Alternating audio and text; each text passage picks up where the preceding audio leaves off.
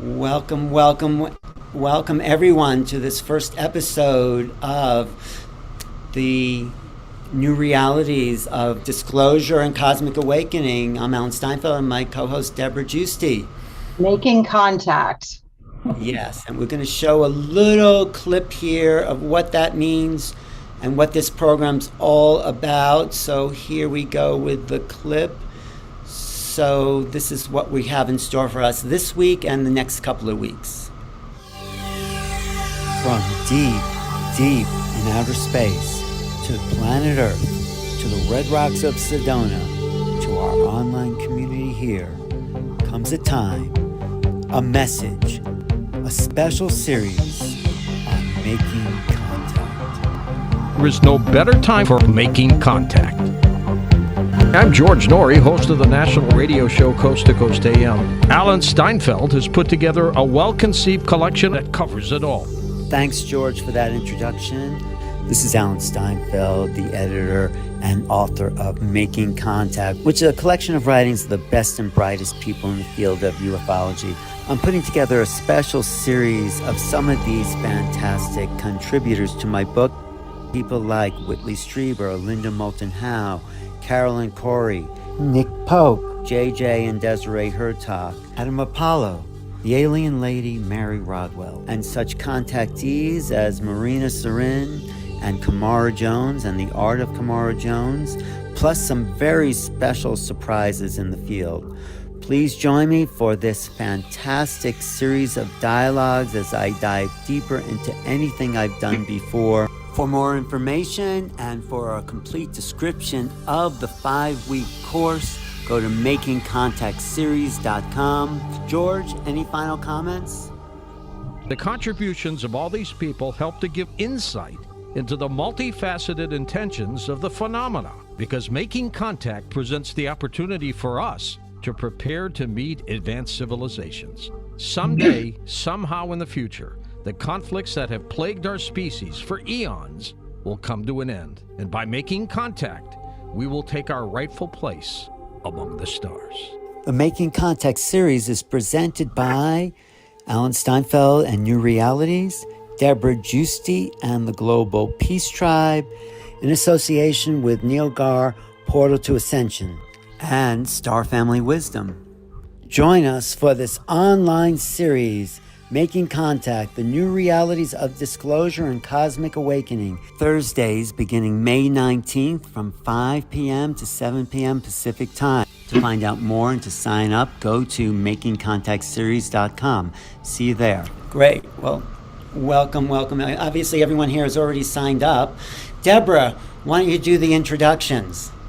Well, welcome everyone to what's going to be an incredibly informative, fascinating, and cutting-edge program, Making Contact, the new realities of disclosure and cosmic awakening.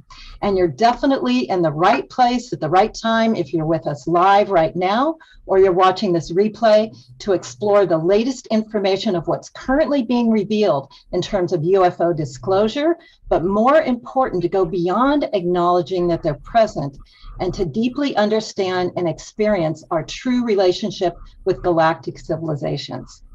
I'm Debra Giusti of the Global Peace Tribe, along with Alan Steinfeld of New Realities. We are excited to bring you this series, which features the top experts in this field, including investigators, whistleblowers, scientists, all the way to starseeds, experiencers, and even hybrids. Well, this topic of UFOs has always been a passion of mine. I pursued it ever since I was a child. And like many of you, I've been aware that the truth about contact has not been available on mainstream media. So I've always pursued the underground sources. But the time is now. During these unprecedented times, all that has been hidden is coming up to the surface to be revealed and hopefully healed as we work together to create the new Earth. So we've seen this totally in the last 2 years with so many issues in our world that were previously hidden, whether it's secret government, child trafficking, environmental destruction. Now the information is out in the open, and the internet allows us to communicate this all over the world. And this is certainly true with UFO disclosure. Synchronistically, 2 days ago before this launch, the US Congress held the first public hearing on UFOs in 50 years. And I'm sure you're also seeing all the documentations of sightings now in mainstream media, and with the new platforms on the internet evolving now beyond the censorship, bits and pieces of the puzzle are being released to the masses. And we are going to address all this in our session tonight and throughout the series. But for many of us, there's not an issue to prove that they're here. It's pretty obvious that with billions of stars in the planets, there is life and civilizations beyond what humanity has achieved in this current lifetime. So in this series, we want to understand, why are the extraterrestrials coming here? What do they have to teach us? And more important, what is our personal and spiritual connection to the galactics and their involvement in our cosmic awakening? So that's what Alan and I are very excited to bring to you. And we're not waiting for government disclosure. We are claiming disclosure is happening now through all of us, through the people. We claim our birthright to know, to inform each other, and to assist each other in the global awakening that's happening now. And we also claim that the galactics have an important interest in our evolution and play a part in our awakening. And we are going to explore this with you totally. So we offer you this 5-part series and give you a comprehensive understanding of what's possible. And we also invite you to share about this series. Anyone can sign up on our website, makingcontactseries.com. And we would love for this information to go out far and wide to support disclosure all around the world at this important time. So now I would like to introduce you to Alan Steinfeld. He is the author of Making Contact, which was the inspiration of this series. For over 30 years, Alan has hosted and produced the weekly television series called New Reality. And his New Reality's YouTube channel has to date over 22 million viewers with 76,000 subscribers. And he's been on the forefront of this movement, interviewing and supporting all the incredible speakers that you're going to see in this series.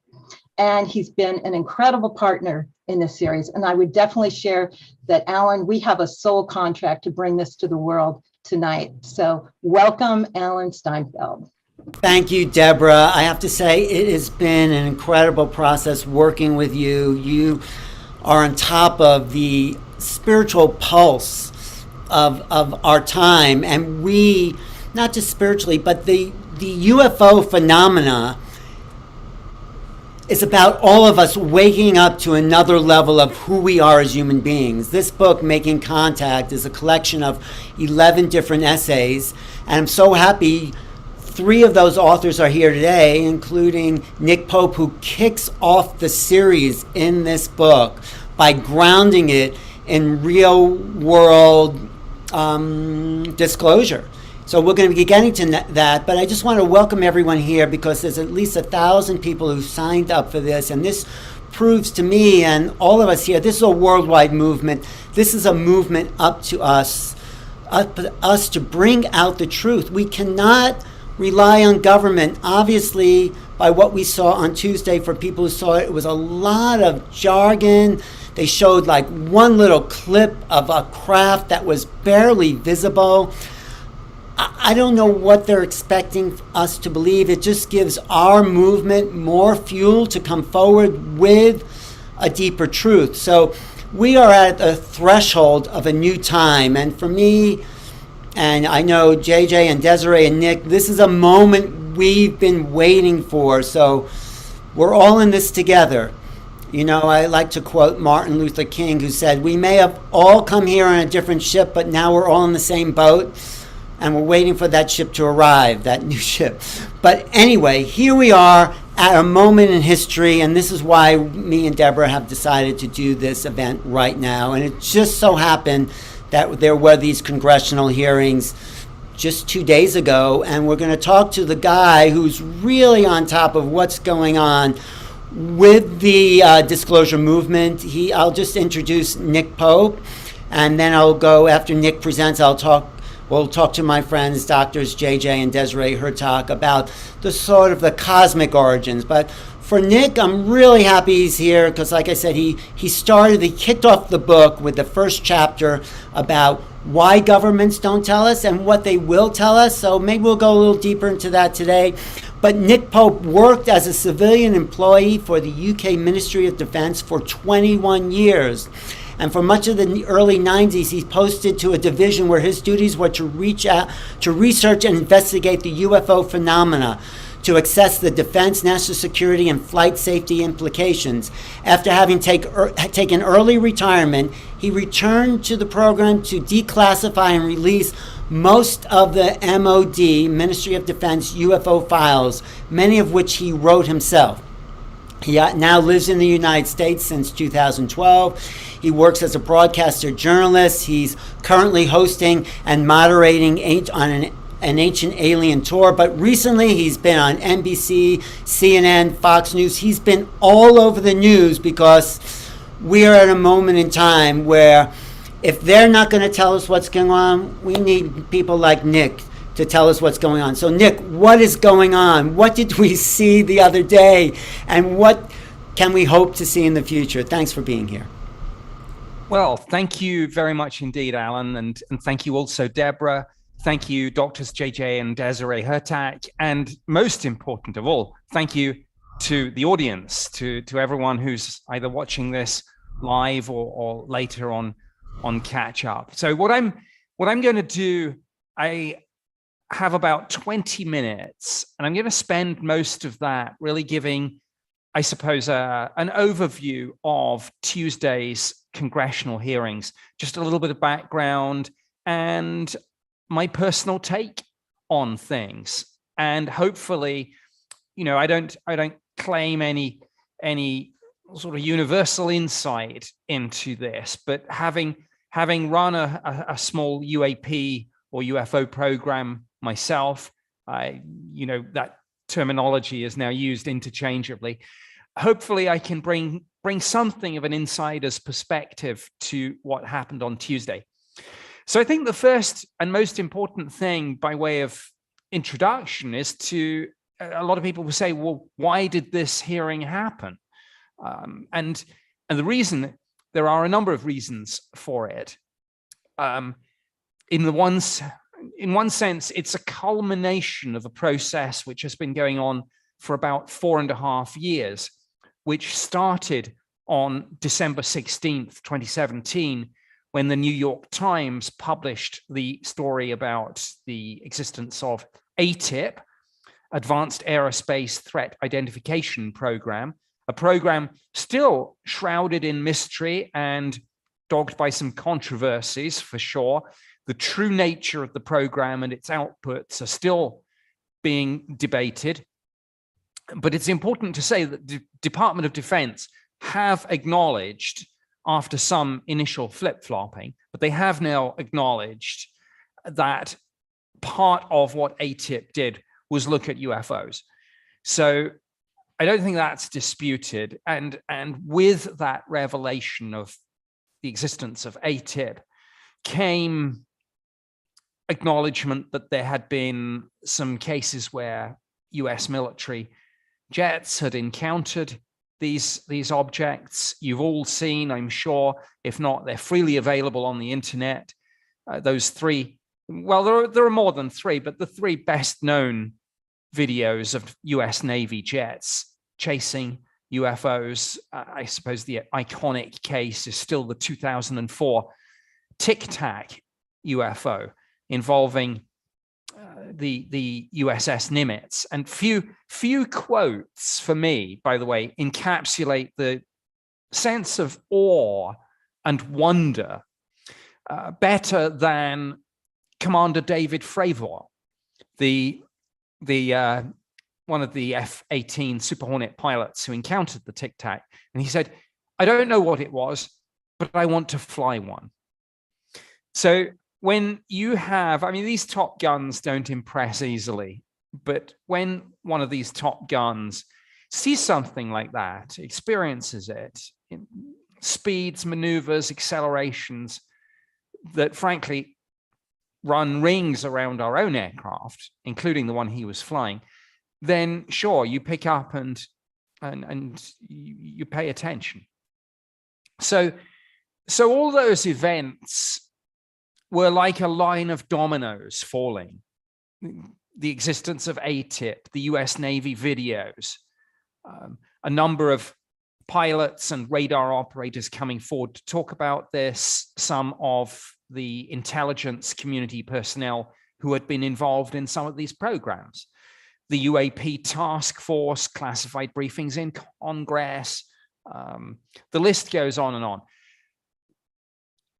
What this led to, and I talk about Tuesday as a culmination, is the National Defense Authorization Act for fiscal year 2022 stipulated that there should be, I mean, there were multiple UFO provisions in the act. And one of the things it called for was regular classified briefings of Congress, but also at least one annual report to the public.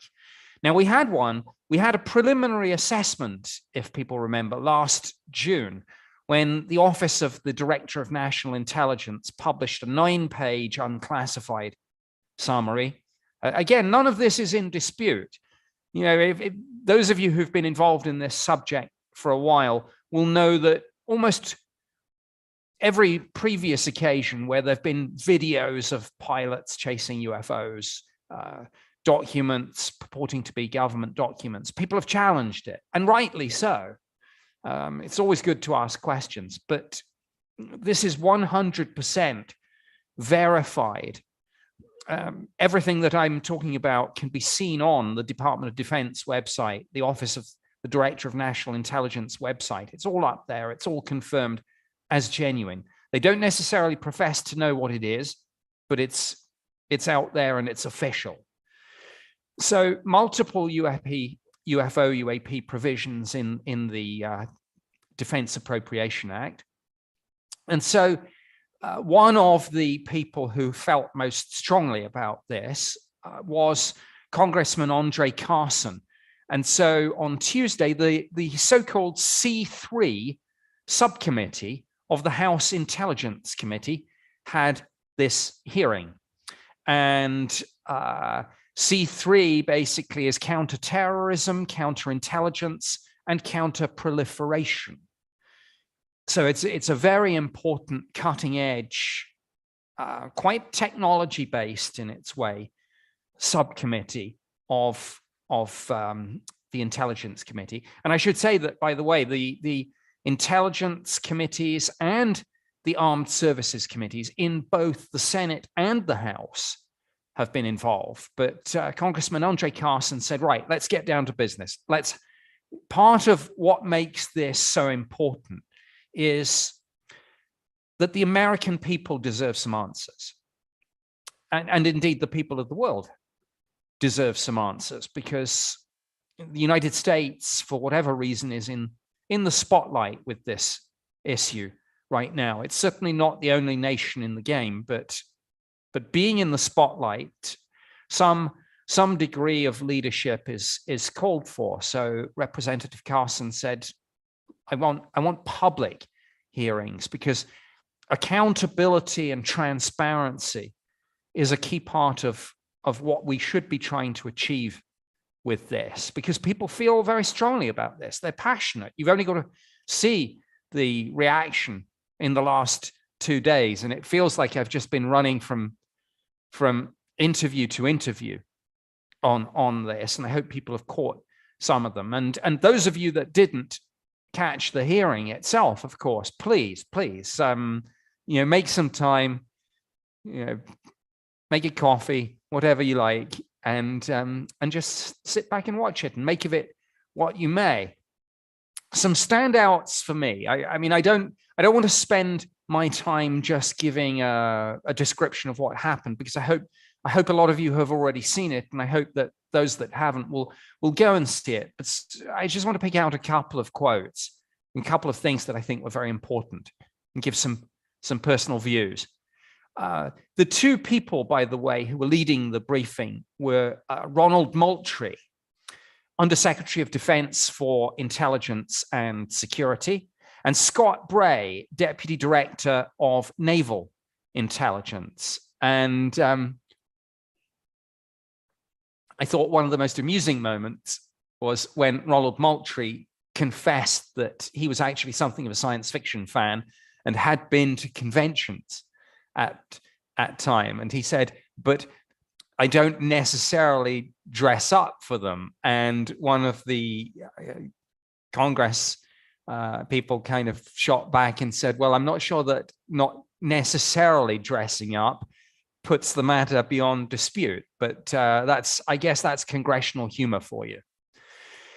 But what he said, which was critically important, was when he said that we are open to all hypotheses, because I think what happened in the hearing is that the three main, not the only by any means, but the three most popularly discussed in the media theories were unpacked.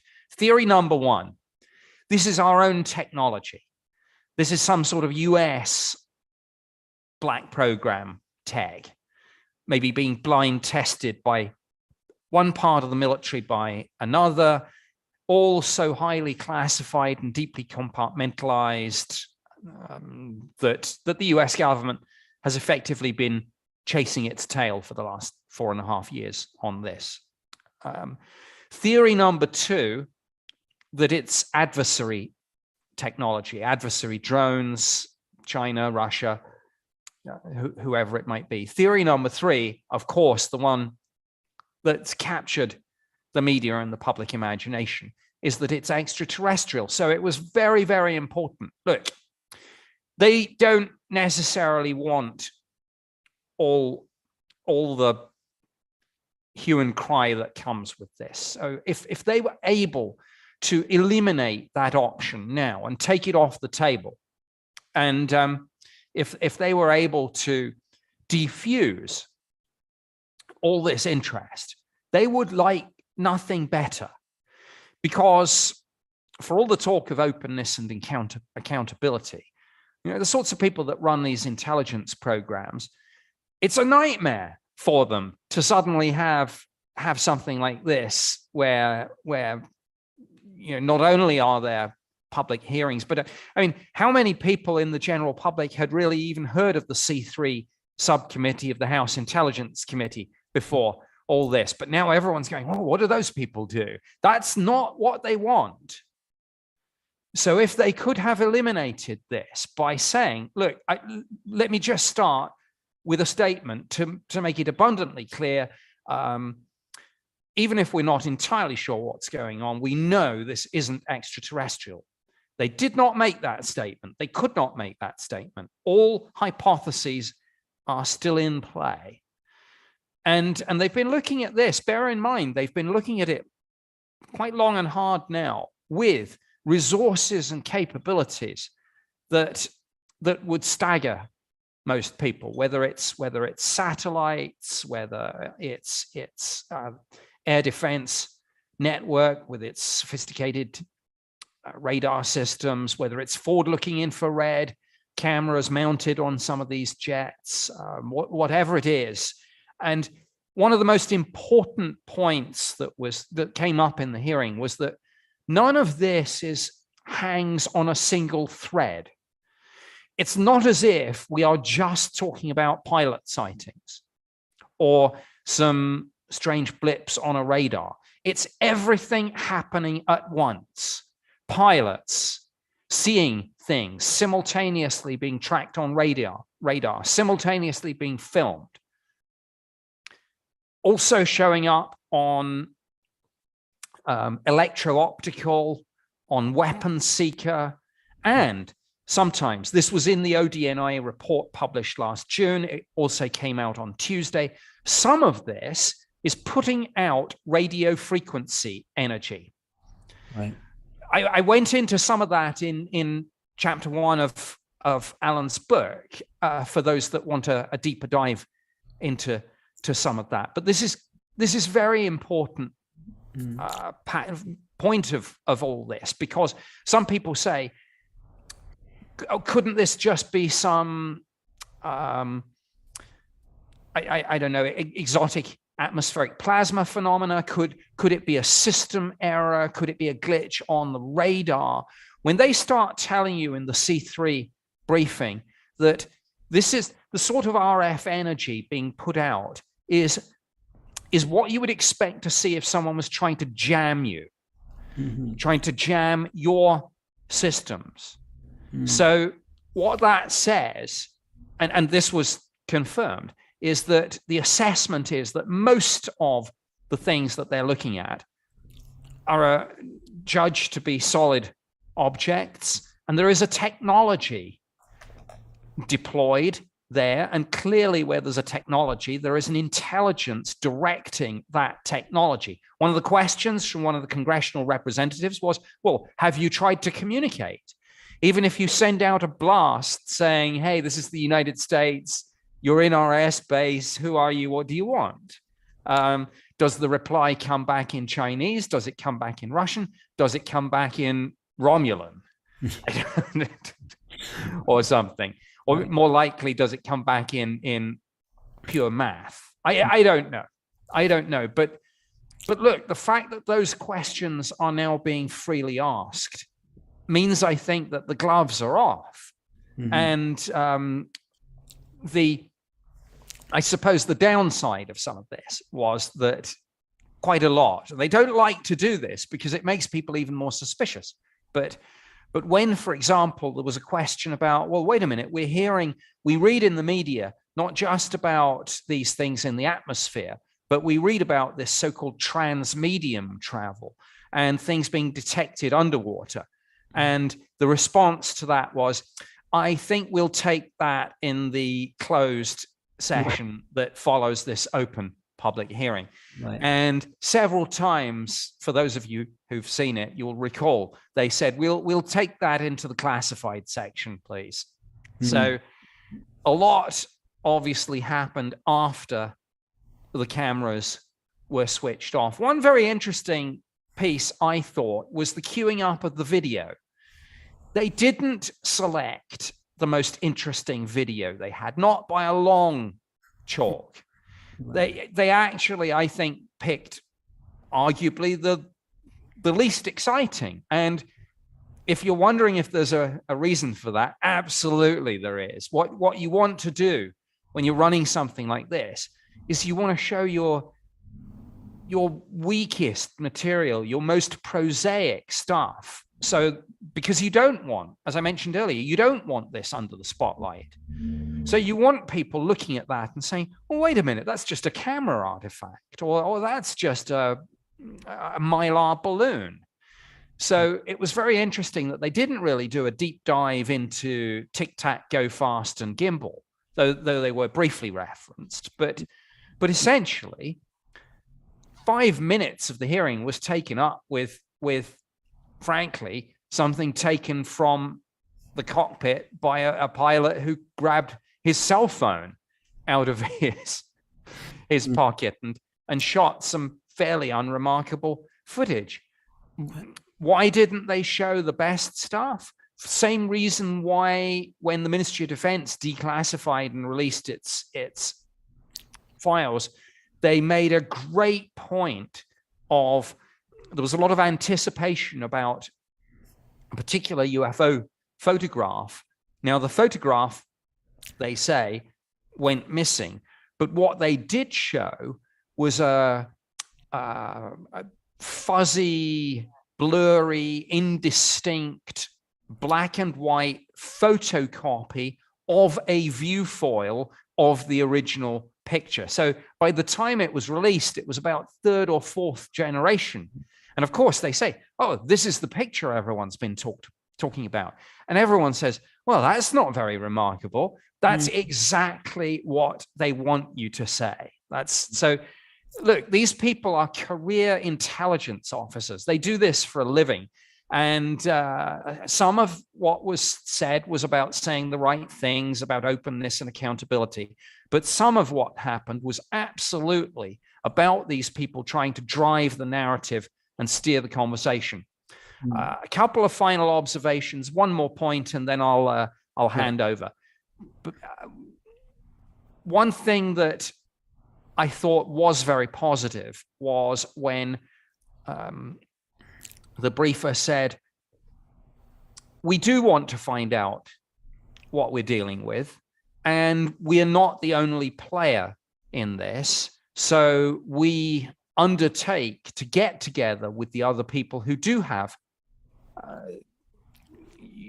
skin in this game, like NASA, like the Space Force, and we will get together with them to try to come up with a fuller, better assessment of what it is we're dealing with. And they said, look, it's not our job to find this. This was, I think, if you read between the lines of the way this was put, they said, it's not our job to find alien life.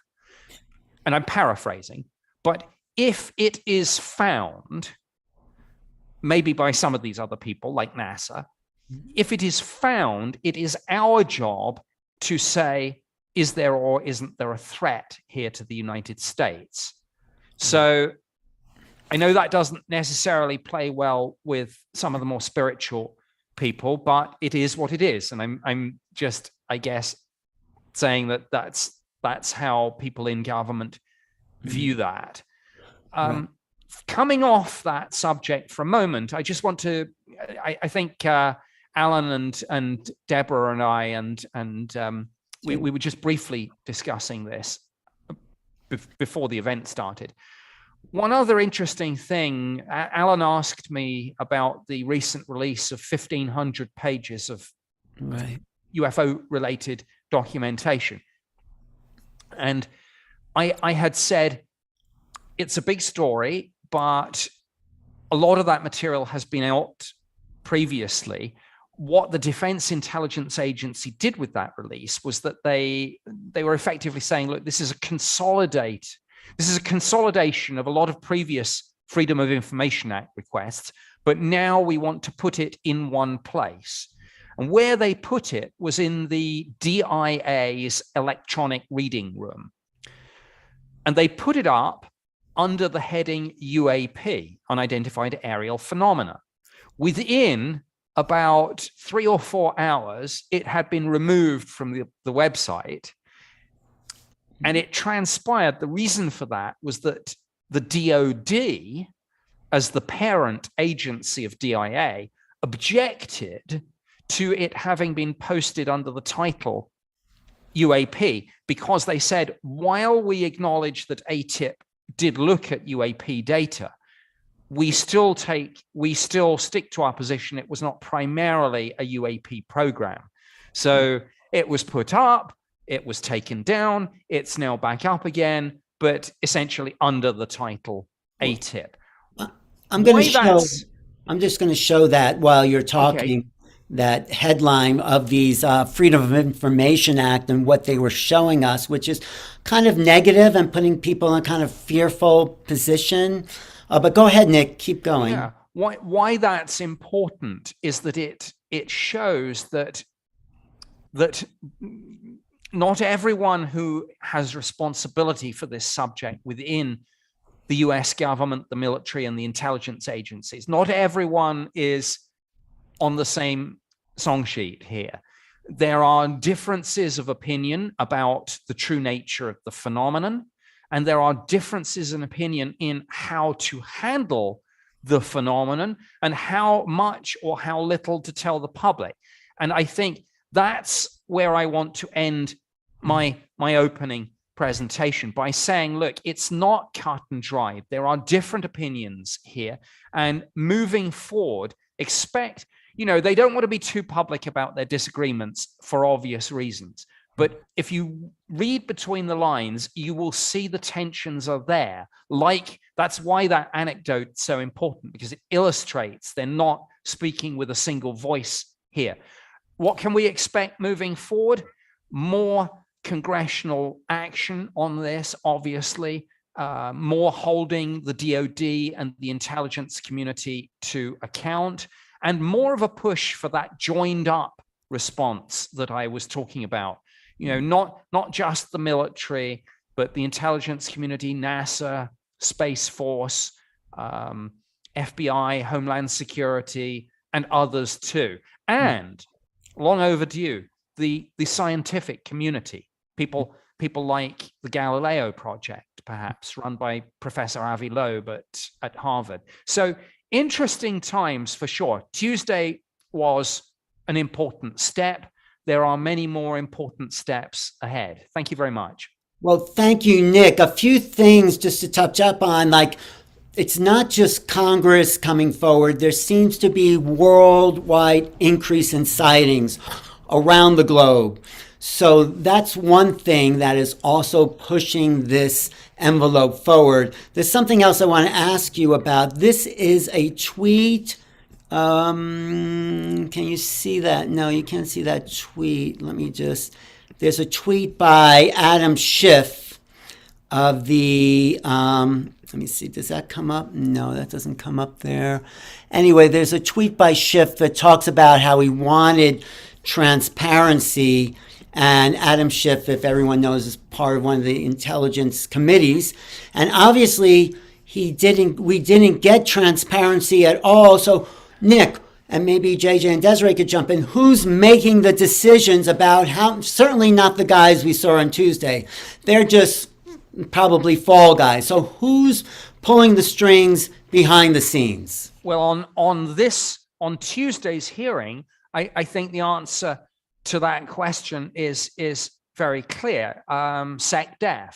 So you know, the Secretary of Defense on this. On some of the other aspects, as we get into more on the intelligence side, obviously it will be DNI Haynes.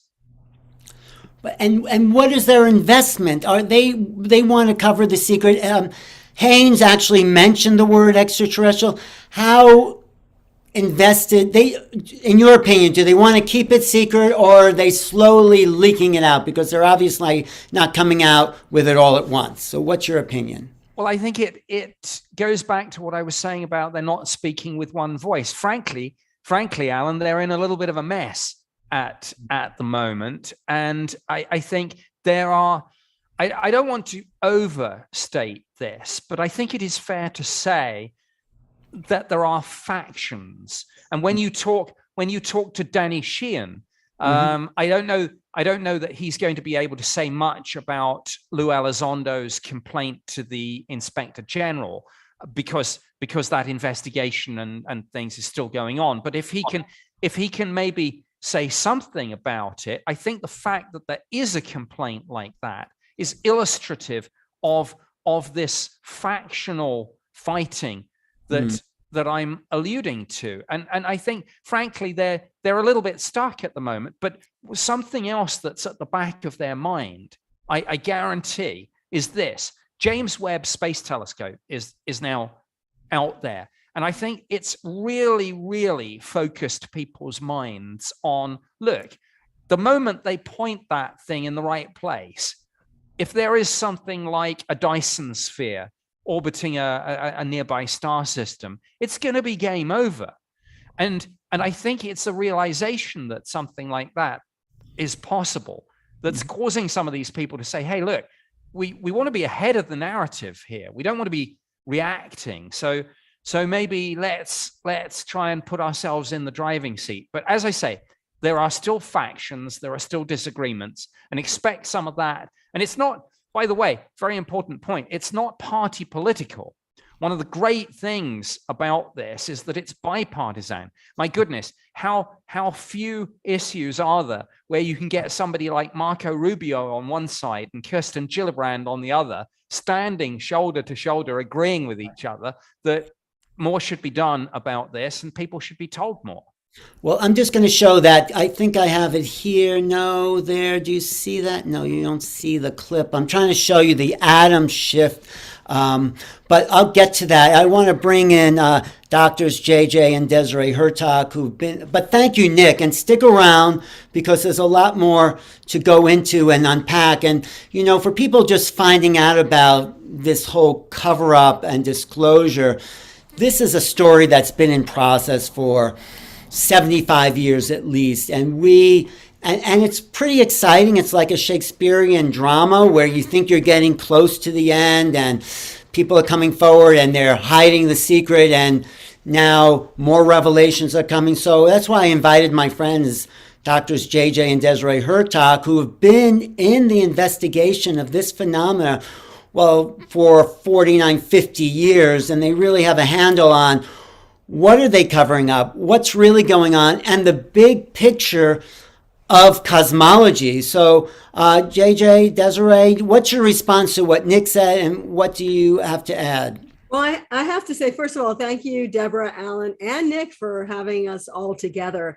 And I just wanted to say what we really did like was the fact that Scott Bray, who is Deputy Director of Naval Intelligence, was one of the people called forth, because years ago, Dr. Hurtak and I were very good friends with an admiral who said, yeah, I mean, the Navy is back in those days, and that was 70s and 80s, was far beyond even the Air Force in understanding the existence of what he called extraterrestrial intelligence. Of course, he didn't make a public statement about that, and he's no longer on the planet.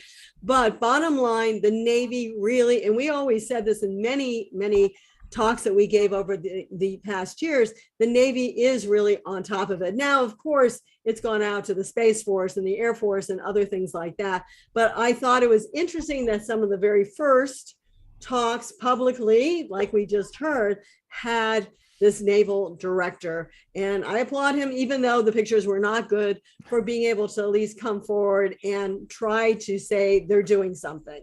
And I think that's about as far as they went. Right. I also would like to add, years ago when I worked with Dr. Ellen Hynek in Brazil, Ellen said Project Blue Book, which closed in 1969, was a cosmic Watergate, $6 million cover-up. And you can add zeros in the last 52 years to $6 billion cover-up, because the Tic Tac event was really from the oceans. That was the authentic Watergate update, or water, should we say, portal to a whole new cosmology. So there's so much that was left out of the discussions as of today that bears a reconsideration. We are seeing a new roadmap, so we say, of the dialogue amongst nations. We're suddenly discovering that we're not alone, and that need really citizen diplomacy to push this information in a great direction of a global commons, where we can look at all of the information gathered over the last 75 plus years by scientists working behind the scenes. Right, so I'm going to share my screen. One of the first things we wanted to point out was this document. And this is from Freedom of Information go back that I shared with the late Stanton Friedman, who was a nuclear physicist. Let me read this for those of you who don't have glasses. United States scientists believe that low magnetic fields do not have a serious effect on astronauts, but high magnetic fields, oscillating magnetic fields, and electromagnetic field can also have considerable effect. There is a theory that such fields are closely associated with superconductivity at very low temperatures, such as in space. This in turn is related to the possible propulsion system of UFOs. There is a rumor that fragments of a possible UFO found in Brazil bore a relationship to superconductors and magnetohydrodynamics. This is a subject that was forbidden to be discussed in scientific papers, both in Russia and the United States, for many years. But I had the opportunity to work behind the scenes, at low profile, of course, for many years in field investigations. And part of my work took me to Brazil. I connected with those in government there, and I had the opportunity to bring back some of the metallurgical specimens that were then given to NASA and Air Force intelligence. And like British intelligence, the Brazilian intelligence have come forward and say, hey, we've seen some very unusual things. You know, we think that they are maybe not of this world. And, they're willing to move forward. It really does seem everyone's waiting for the US government to say something. And it is such a slow release. I hope it's even in my own lifetime. But I do feel, because there's so much more going on from the other side, from these extraterrestrials. So we have to look at the cosmic landscape of what the other nations have done also behind the scenes in the last 75 plus years. So we can go to the next document or exhibit. This is Desiree, I just want to ask you one question. You say that the ETs themselves may be in on not coming forward right away. Is that what you want? Some people have said that. I believe they're probably going to slowly have more and more contact with humans. I think they have been.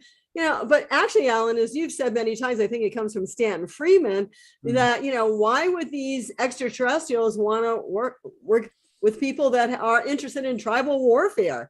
And I've often quoted the New York Times, who said the last 3,000 years of history, we've had about 270 years of global peace. That's not a very good thing. Why do they want us up there? In fact, we're not going to show it tonight, but, there was a Russian Phobos probe to the satellite of Mars.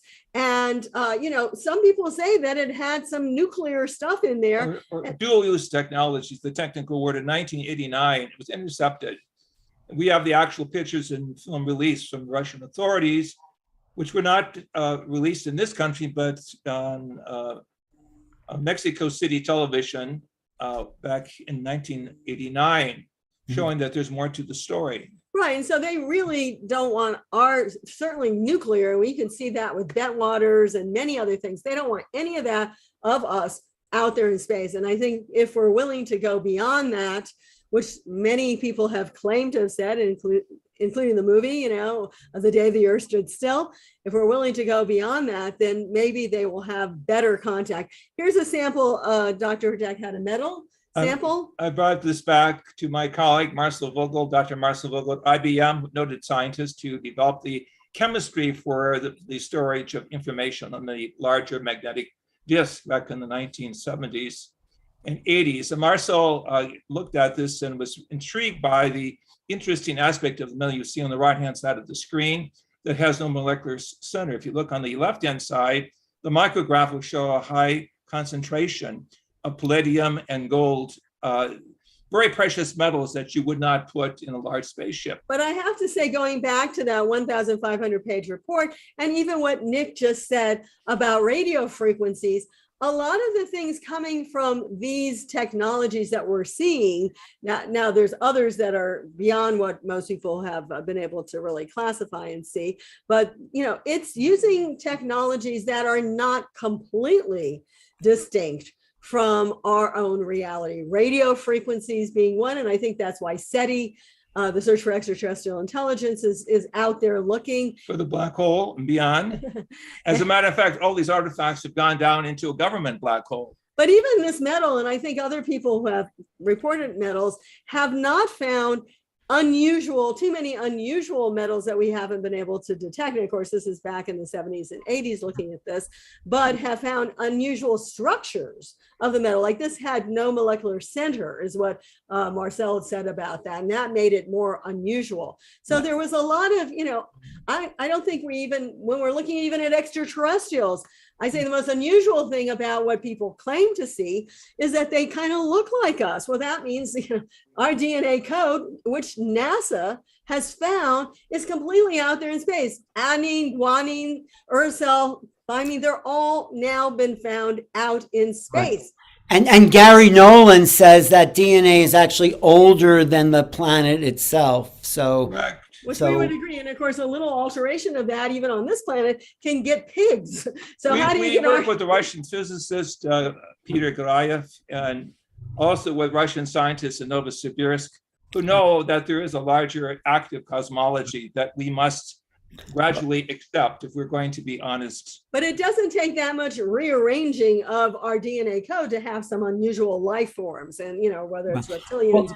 Let's go into Gordon Cooper, because he's one of the few astronauts that actually saw things before he was an astronaut. And Gordon and I and Desiree were close friends. We worked together on a book by Sidney Sheldon called Doomsday Conspiracy, which was the takeoff of a military officer in Europe that had physical contact with an extraterrestrial. Gordy was the flagship for this, and he was very close to us. In his book released in 2000 called Leap of Faith, I quote the following.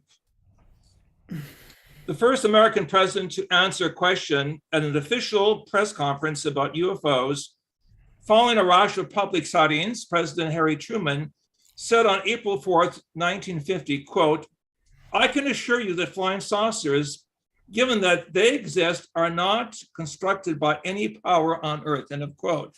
This is on page 89 of this remarkable book. So actually, here's a president that's saying more in the past than we are saying today. And I know, Alan, you and I were. But even more provocative is what he says on the following page, quote, "But as I see it, our government is now trapped in a big box of old lies. It's going to take a lot of courage on the part of some future administration to say, quote, folks, our government has been lying to you all these years. Now we're going to come clear and tell you the real truth," end of quote. As I said, that's going to take courage, something there doesn't seem to be in surplus of it in Washington these days, end of quote. And so Gordy, one of the Mercury 7, one of the great pioneers in outer space, a man of faith who prayed in outer space, said to us privately, we're going to have really a reformation within the government, bringing together all the disciplines, not simply aerospace information, but environmental information, things dealing with the economic changes, the social changes, all of these, should we say, isms that will have to be reset according to a higher cosmic blueprint. So one of the interesting things about Gordon Cooper, I always say, is that actually in 1951, when he was just simply flying advanced planes, similar to what would be the equivalent today of favor from the F-18 Hornet, he actually was paralleling East and West Germany. And he said he would go there with these, and he'd see MiGs next to him, and they'd be paralleling each other over the borders, kind of, making fun of each other. And he said all of them looked up and they saw a flotilla, not just one, but a flotilla of extraterrestrial spacecraft. And he knew, he was one of the top pilots at the time. He knew what our technology was. This is in the 50s. We're not talking now, this century. So he knew what we had, and he knew that we didn't have that technology. He came back, he reported it.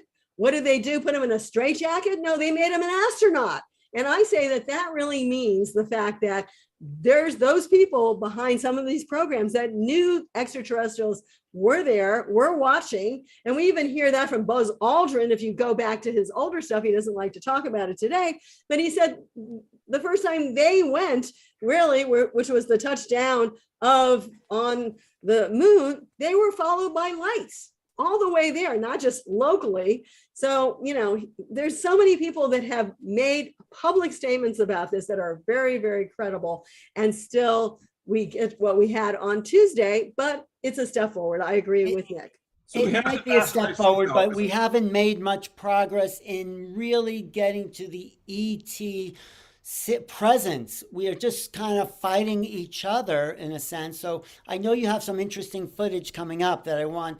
Well, not footage, but just to talk about. Desiree felt because of the time slot, we wouldn't show our films, but we have films on each of these subject areas. The next gentleman that we work with was Carlos Diaz in Mexico, Tepoztlan, Mexico, where our International Academy also has a base of investigation. And what we see in the upper left-hand side of the screen is this strange spacecraft looking more like a biosphere rather than a technical UFO or extraterrestrial ship. Most people call it a plasma ship because, as he describes, and you can hear some of this in some of the videos that he's talked about, he actually was able to put his hand in, and then he felt it around, and then finally he was sucked into it. But when he was sucked into it, he didn't see like some sort of control panel. I mean, some people do. This is a different type of ship.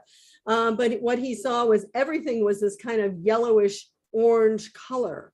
And they took him to certain places and showed him certain technologies that made him realize that a lot of it that they were working with was consciousness, because he touched this like kind of similar looking little globe egg that he was given, and he felt he was literally flying like an eagle. So he was saying that they had been able to take some of the consciousness of an eagle and hold it, maybe just borrow it in a certain sense or share it, so that they could experience some of the flight scenarios of this eagle. Anyway, that was just his report. And he also one more thing, though, JJ, is that areas. Go ahead, Alan. I was just saying the effect on consciousness is very prevalent among encounters. So they have the ability to shift our perceptions, our perspective, our understanding of reality itself. And that's one of the things the government just doesn't know what to do with. How do you talk about consciousness if you're just worried about defending yourself? So this is a very important topic. And of course, you know that Desiree and I work with several SRI, Stanford Research Institute scientists, and published a textbook entitled Mind Dynamics in Space and Time. I'm holding up a picture of it right now. It's over 700 pages of documentation by the best mathematicians and physicists in the United States, who began to realize that both mind as well as matter come out of consciousness, capital C. That we're undergoing a change now from a reductionistic science to one that is futuristic, or recognizing that consciousness is behind really the way we think, is really the future frontier, without recognizing that we are multidimensional beings in a consciousness universe.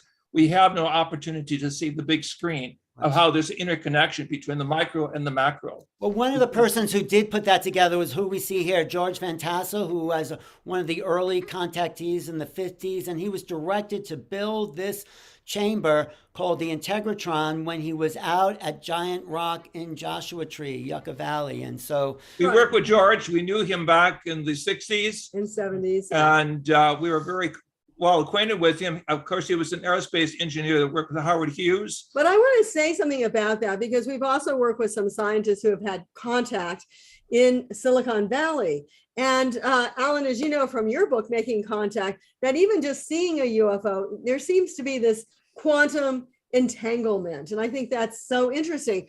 But also what that means, and one of the reasons I also don't think that the government has released such information, is because once you are quantumly entangled, you can get downloads. Now, George Van Tassel was sleeping out there at Giant Rock. You can see that in the black and white. In the 1950s. In the 50s. And he, for some reason, woke up, went outside, saw this guy look just like us, only probably good looking in a certain sense, in his 30s and 40s, even though he's like over 400 years old, and a spacecraft landing right there. And after that, his whole thing was incorporating a better technology. And I think that that kind of also has happened to many people who've had contact. How do you incorporate that? And some of it is really coming in downloads of information for scientists. And that might be one of the reasons why the government is not so urgent. I also want to say I was a co-producer of a film called Calling Our Earthlings, which was a documentary about George Van Tassel. And he was directed by these ETs to build this regeneration chamber. And he mysteriously died before he was able to complete it. And that's sort of what we recommend this film, because Desiree and I, as scientists, working with acoustical physics, were instrumental in the testing that was done years ago when George was alive. There on the left-hand side of the screen, you see the large groups that would gather out at 29 Palms in Southern California. On the right-hand side, more recent times that even involved you, Alan. You were there for some of the musical tests that we did, and people who were within the sound chamber felt the consciousness being raised and elevated to a remarkable state, a feeling oneness with the greater picture of life. And it's actually not that far away from the Air Force Base, where Gordon Cooper had a second encounter. Is actually his, we'll say those under his command actually took pictures of extraterrestrial spacecraft. He then retrieved that and sent it on to higher up. Joshua Tree area is a big contact center for people. It was a place also where the indigenous would gather to make prayers to the higher world. I want to say this also with respect to Carlos Diaz, a man who was very sincere and humanistic in his heart. Very little furniture in his home, only had a picture of the Christ on the wall, signifying that he was more interested in the spiritual significance of the contact story.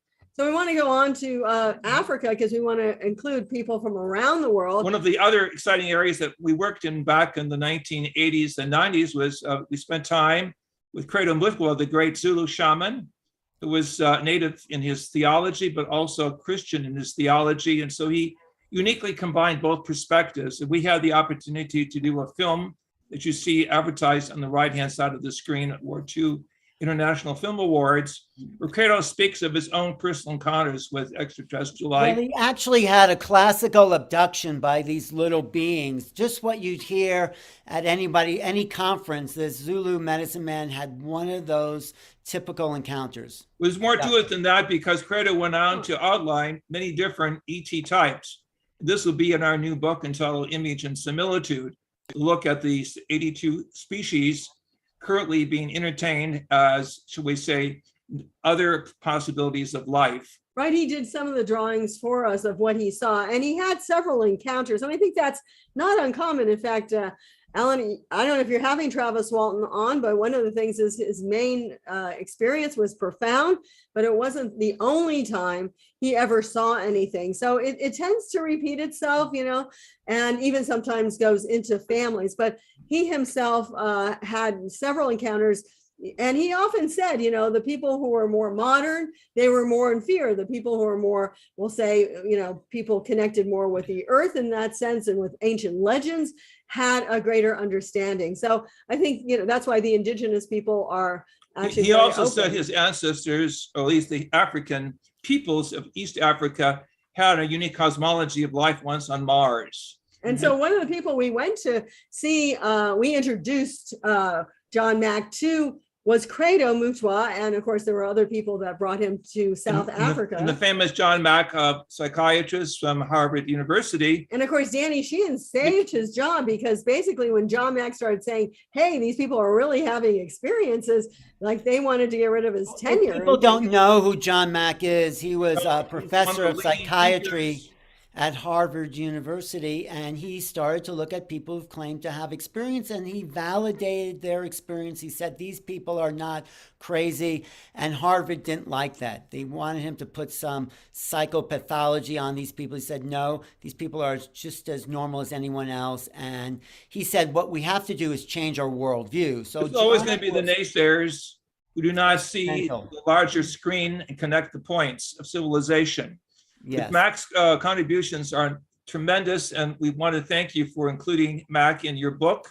Yeah, I actually have an unpublished essay. The next edition will include some of the work that I did with Mac in South Africa with Credo, and also the children who were seen and observed by different educational authorities as not going so much through cultural shock, but a type of enlightenment to recognizing we're not alone in the universe. Right. There was an encounter in Zimbabwe, right across the border from the South Ariel School. At the Ariel School, and all the kids, they were out playing because the teachers were having like a PTA meeting type of thing, or at least a teachers meeting. And so they were out there, and this vehicle came down, a being came out, and really all the kids saw it. They were somewhat mesmerized looking at the being's eyes, but it's really quite a great. The beings warned them about environmental hazard, environmental change, and that was the exactly. And that was the exact same thing that actually Carlos Diaz was warned about. The one thing they said to Carlos Diaz is, "Be careful, the environment is having problems." And have we listened? No. So. Let's go to the Elizabeth Clark, because I think, talk about it. We want to show briefly this great, which is a robotic alien with large wraparound eyes. Or the gray type. And also you'll see on the right-hand side of the screen, the small lens that was taken from within the eye socket. Well, actually, so supposedly from those who have researched the gray aliens, some of the autopsy films, some people believe it and some people don't. Supposedly the blackness, one of the really comes off like a contact lens film.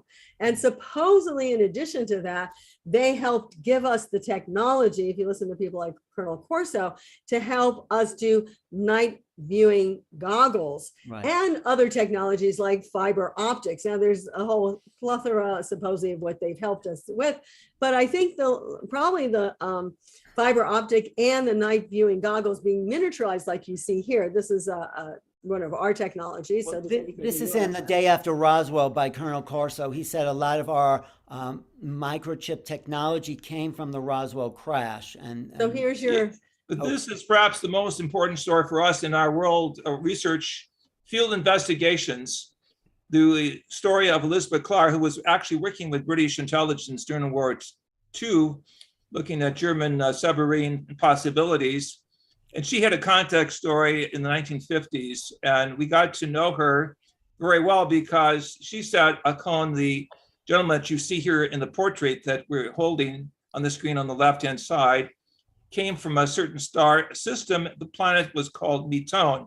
The Keys of Enoch, which I wrote in 1973 after a higher consciousness experience, mentions metone. And so this was a area very precise, very unique in this linguistic connection that made us become close friends. And so she shared with us various reports, including her notebooks that had signatures of Russian, German, British, and American scientists. Officially, she was considered crazy by American ufologists, but privately, top-level intelligence officers, some of whom we met in South Africa, knew that she was a real thing, and also Credo Mutwa spoke on her behalf. And I want to say that her experience was in the 50s, and she wrote about it in the 80s, just because it was not that easy to put this out back then, even though she had talked publicly. And she said that these are at the nearest star to us, which at that time was considered Bernard star, but in actuality now we know it's Proxima. And she was saying Alpha and Beta. Proxima. Well, also we didn't know.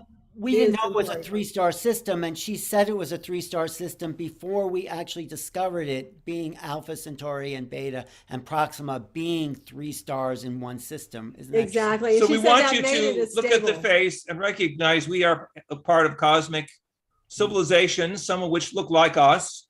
We have friends. And this is the great drama that's taking place in the dialogue of nations to map a new destiny in space, to go beyond the fear syndrome of the negative little aliens from Hollywood, all of this lower information that on a gut level closes the chakras or the human dimensions of consciousness development, rather than opening up the mind to the symphony of the universe. So we just have 2 quick slides. This is a picture which I also thought was just a lens flare, not interesting, kind of what you heard from the government, from Bray when he was talking.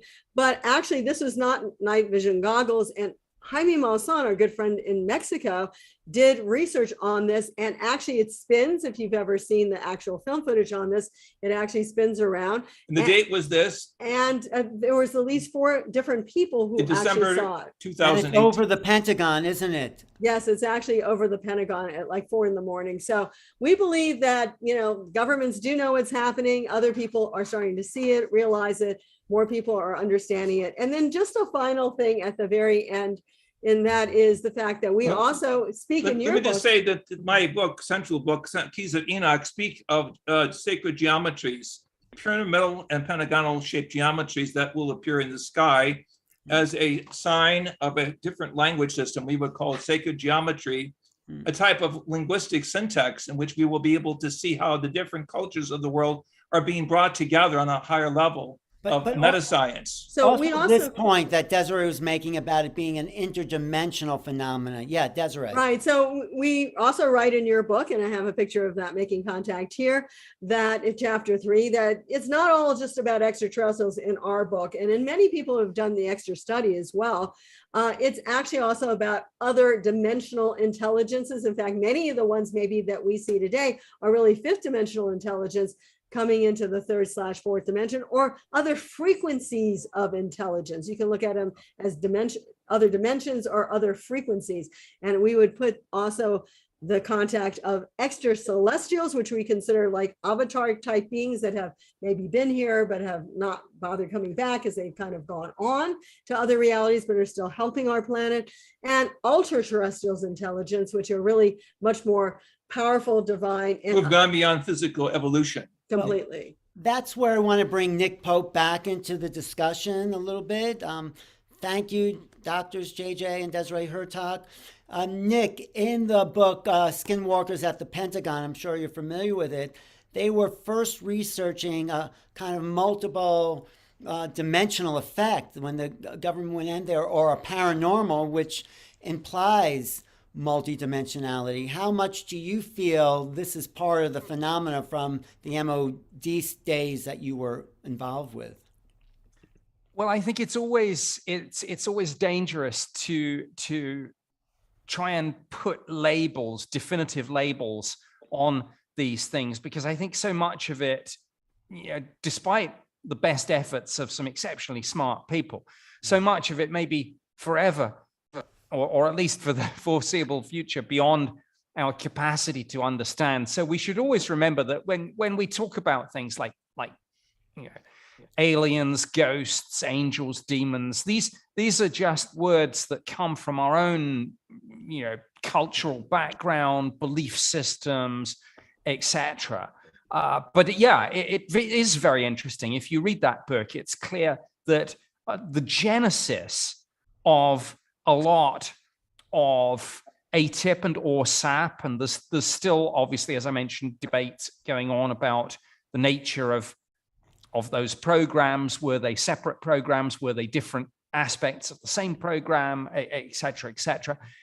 But the genesis of this came with James Lukatsky's visit to Skinwalker Ranch and his meeting with Robert Bigelow, for example, who owned the ranch at the time.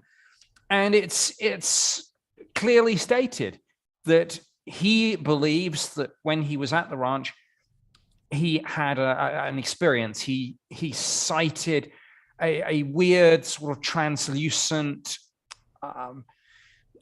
shape, almost like spinning on its axis in front of him in the small room, and of course was profoundly moved by that, and it was one of the things that prompted this little group of James Lukatsky, the government scientist, Robert Bigelow as the billionaire owner of Skinwalker Ranch, and Senator Harry Reid, who got them the sort of foot in the door in getting some government money to study this. And there's no getting away from the fact that, as you say, they studied some pretty weird things at Skinwalker Ranch. And for those of you, I mean, there are several books on it, but the latest one by James Lukatsky, George Knapp, and Colm Kelleher, I think Skinwalker at the Pentagon goes into a lot of that.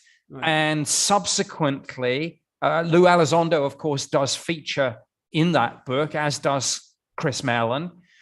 But subsequently, I think when the funding for that dried up, people like Elizondo continued carrying the torch. There's a lot of debate about this right now on social media, a lot of controversy, a lot of disagreements. But yeah. Okay, well, I just want to say to people new to this whole disclosure world, there's a lot of key players, and this series will also go through and highlight some of those key players. Let me just ask Debra, how are we doing on time? And I just want to sum up in a way where we're at. Can you unmute yourself, Debra? Yeah, this is a good time to share what we have coming up. Right, but one more question, just to kind of pull this little piece together for Nick and the Hurtaks, is where is disclosure going at this point? I'll start with Nick first.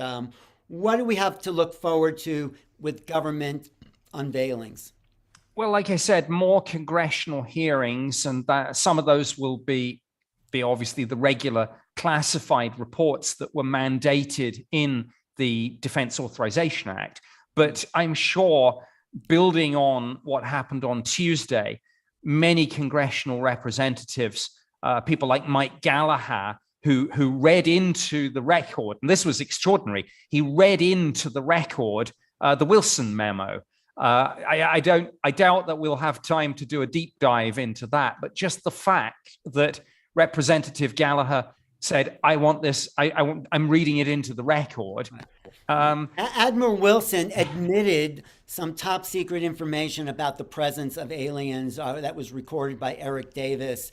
And yes, Gallagher put that in the congressional record, which was astounding, wasn't it? It absolutely astounding. So we're going to see. And Mike Gallagher wasn't the only congressional representative coming out of that session a little bit angry. You've probably seen a few little snippets. I mean, for example, it was quite extraordinary that Moultrie and Bray were asked about the Maelstrom incident from 1967, I believe, the alleged missile shutdown case. And they kind of looked confused. There was a grudging acknowledgement that perhaps they'd vaguely heard of it, but didn't know much about it. Maelstrom was where UFOs shut down nuclear warheads.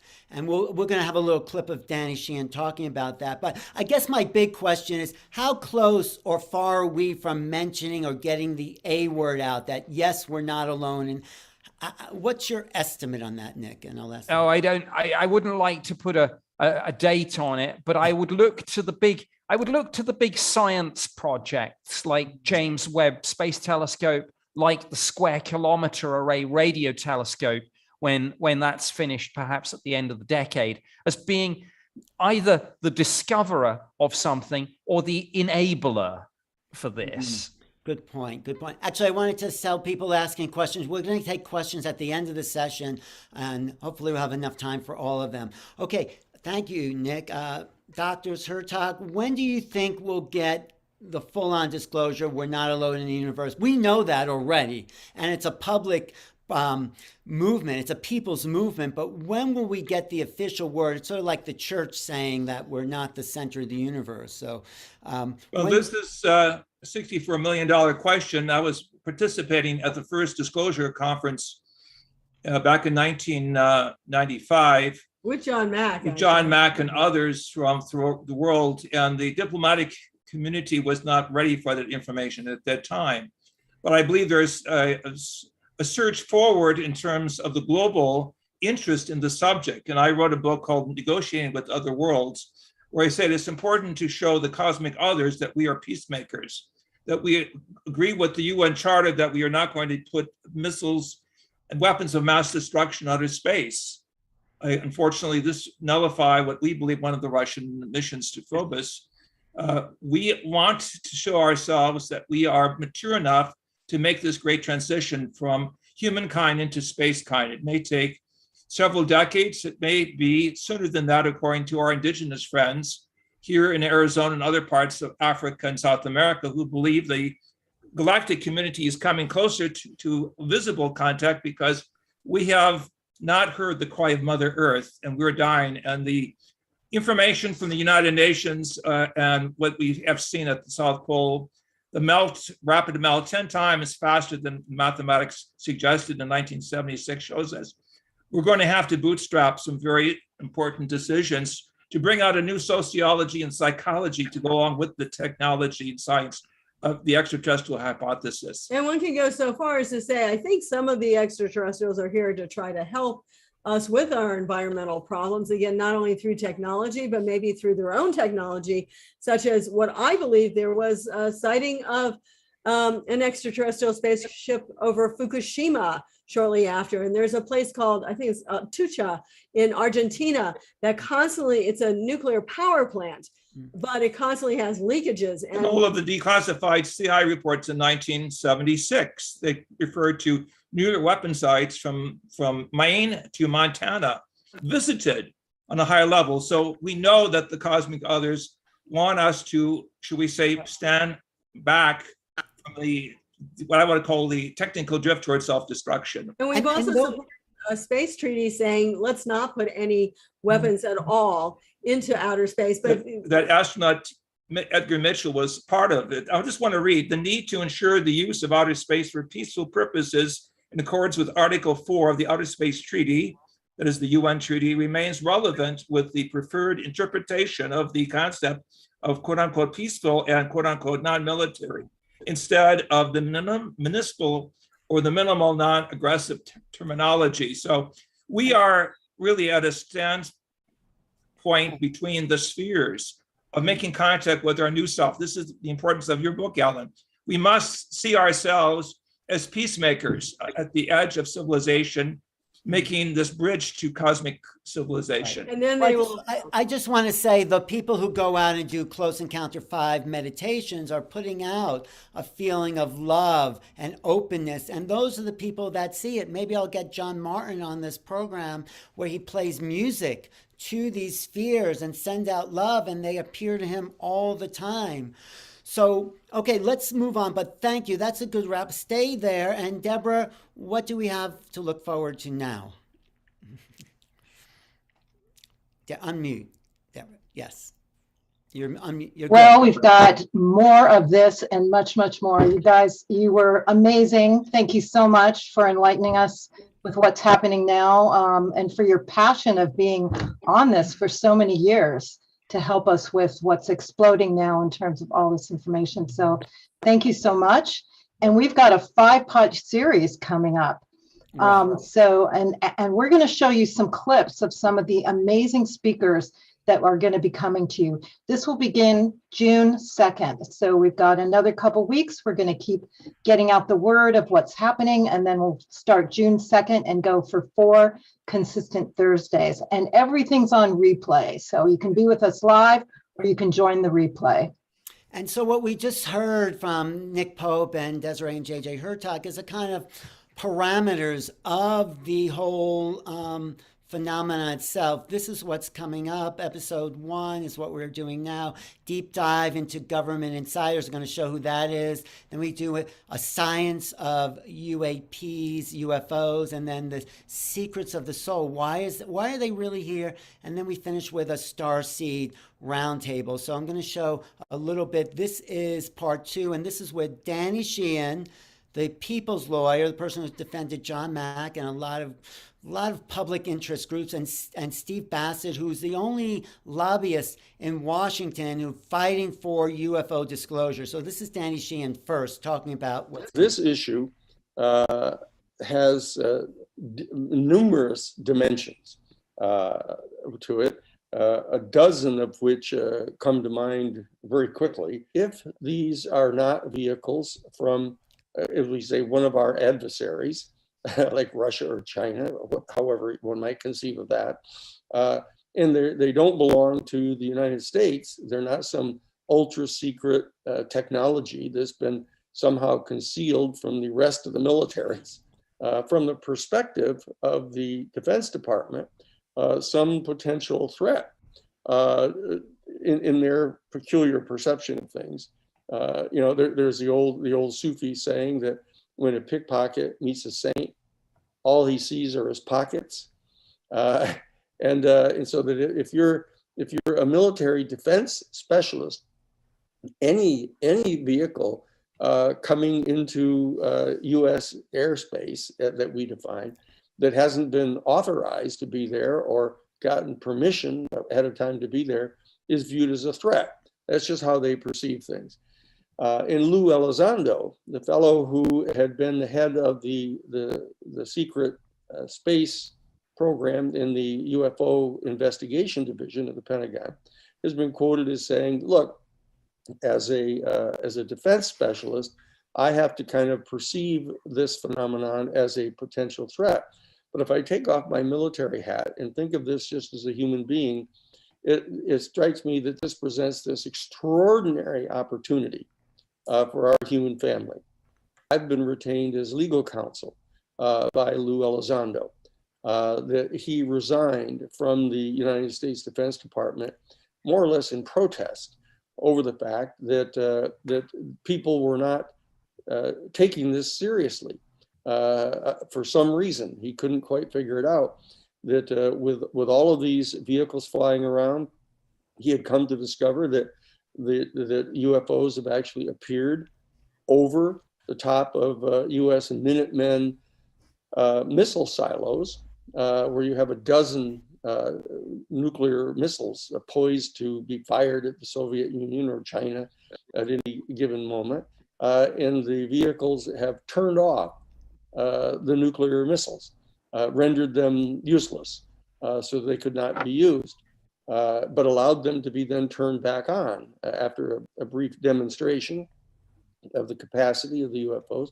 They have, in fact, and so that you can see from the narrow perspective of the Defense Department how they become somewhat anxious over the fact that there is this display of technology that dwarfs their supposed superior firepower. That's a point that Nick brought out just in the recent discussion we had here, that was brought up by one of the Congress people, that if they heard about this to these people that giving the presentation, right, Nick? And they said they had not heard that nuclear warheads were shut off. Isn't that correct? Yes. I mean, clearly we're in a situation here where if you look at what happened on Tuesday, if that's being truthful about the situation, DOD is acting as if all this started in 2004. And they forget that this phenomenon has, well, according, even in the modern era, a near 80-year backstory that we're not hearing about. Right. Exactly. Yes. Okay. Of being able to establish full spectrum dominance over our planet. And this is Steve Bassett. Steve and I have been working together since the dawn of time. Somebody in the UFO community has to take responsibility for keeping both feet on the ground and talking with representatives and their staff and coming to grips with the real world, which is functioning at a fairly low frequency in the realm of political reality in Washington, D.C. So Stephen has been laboring in the vineyard in Washington, D.C. for it's probably 30 years now. Bless Stephen Bassett, because he's doing this job. Other people are doing different things, having contact experiences, holding conferences, reaching out to people in the executive branch and having meetings. And Steve has been focused on trying to do everything that he can to get the executive branch to come forward with important information that we're all certain that they have. I'm not a researcher, not a UFO researcher. My take on this, and the reason I do what I do, is the truth embargo on the ET issue, which the government has imposed since '47, is no longer appropriate. It's beyond its shelf life, I like to say. In fact, it's become a huge liability and an embarrassment. And it's also denying the human race an extraordinary opportunity to rethink its relationship between each other and with the planet. The pressure on the environment is massive. The wars that we've conducted have been huge. The weapons have gotten bigger and more dangerous. So now we're all walking on eggshells with swords hanging over our heads, constantly thinking about crises and so forth, and we're not solving problems at all. This is a recipe for an incredibly bad 21st century. The government's refusal to allow the world's people to know they're not alone, to know that they are engaged now by other civilizations, is preventing that reassessment, that worldview change. That's going to be June 2nd, Danny Sheehan and Steve Bassett, and they're going to go as deep as they can into the politics of disclosure and what we can hope to see over the next few years. Now, on the next episode, which is actually the third episode, June 9th, we're going to have Carol and Cory talk about her movie, I guarantee 1,000% that advanced civilizations have a technology. They know how to transport themselves from point A to point B faster than the speed of light. Boom, through these nodes, these points within space, these coordinates. These stairs in the sky, you're saying. Exactly. And so on the show that we're going to do June 9th, you have David Mason and you have Travis Taylor, star of history. I would like to go deeper into the discussion about reformulating what the universe is really like. I mean, is that something you think these guys can do or take a stab at? Yeah, absolutely. I mean, that's the idea. That's why I recommended that you have those two guys, because they will give even more technical detail, because the scientists are going to be able to explain more the possible dynamics and mechanics from a light bending perspective or from a magnetic field kind of concentration. So it's going to be fascinating to get into that conversation. So, she did a movie called A Tear in the Sky, which is to prove the science of the UFO existence, that there really is these magnetic fields and these doorways that they have opened. The Tear in the Sky is a portal that she found. Travis Taylor's in that movie. He's going to be joining us on June 9th. He's also the star of The Secrets of Skinwalker Ranch. Dr. Travis Taylor. As an astrophysicist, aerospace engineer, and an optical scientist with over 30 years of experience working with NASA and the Department of Defense, I've always been intensely curious about the unknowns in the universe. So in 2021, when our own government acknowledged that unidentified aerial phenomena, or UAPs, are real, it was no surprise to see how the media, the public, and Congress wanted answers. It could be a portal or a wormhole or some massive energy source or even a gravitational field. Those sound like far-off ideas to me, but we know that there's something strange going on up there, and we need to get more data to determine what it is. We need to get out of here, guys. Let's get out of here. Okay. So that was that episode. That's June 9th. On June 16th, really one of my favorites, the one I'm really looking forward to, is with the following. We have Whitley Strieber there coming up, who wrote the book Communion. And Whitley really gave us the face of E.T. in 1987, 88. He wrote that book and shocked people about what he said about his own experience. Joining Whitley on that program is Kamora Jones, who's one of the most amazing E.T. artists I've ever seen. She paints and draws these multidimensional beings, and she's going to be dialoguing with another one. You look at the history of this Linda Moulton Howe planet is demonstrably one in which Homo sapiens sapiens is abused. Because from my point of view, if you are a civilization that evolves for 12,000 years and you are always under the thumb of another intelligence that manipulates you, and that humans are never, ever talked to, communicated honestly, then we are today in the 21st century, 12,000 years later. We are an abused species. And part of this abused species is going out into the Milky Way galaxy and beyond without a single general human population knowing and being told we're not alone. Once we do know, what does that mean? What is that? How does that shift our reality? That we are finally being given respect enough for the truth of something so huge. We're not only not alone in the universe, and that I would stress, there are other intelligences and they really care about us, and they want us to get past this difficult time of lies, deception by other forces that have never told humans the truth. That is why we've got to have this revolutionary headline. And contact. Oh, yes. Making contact. This is, it is valuable for everybody. Thank you. Why is it valuable? Because I know all these people.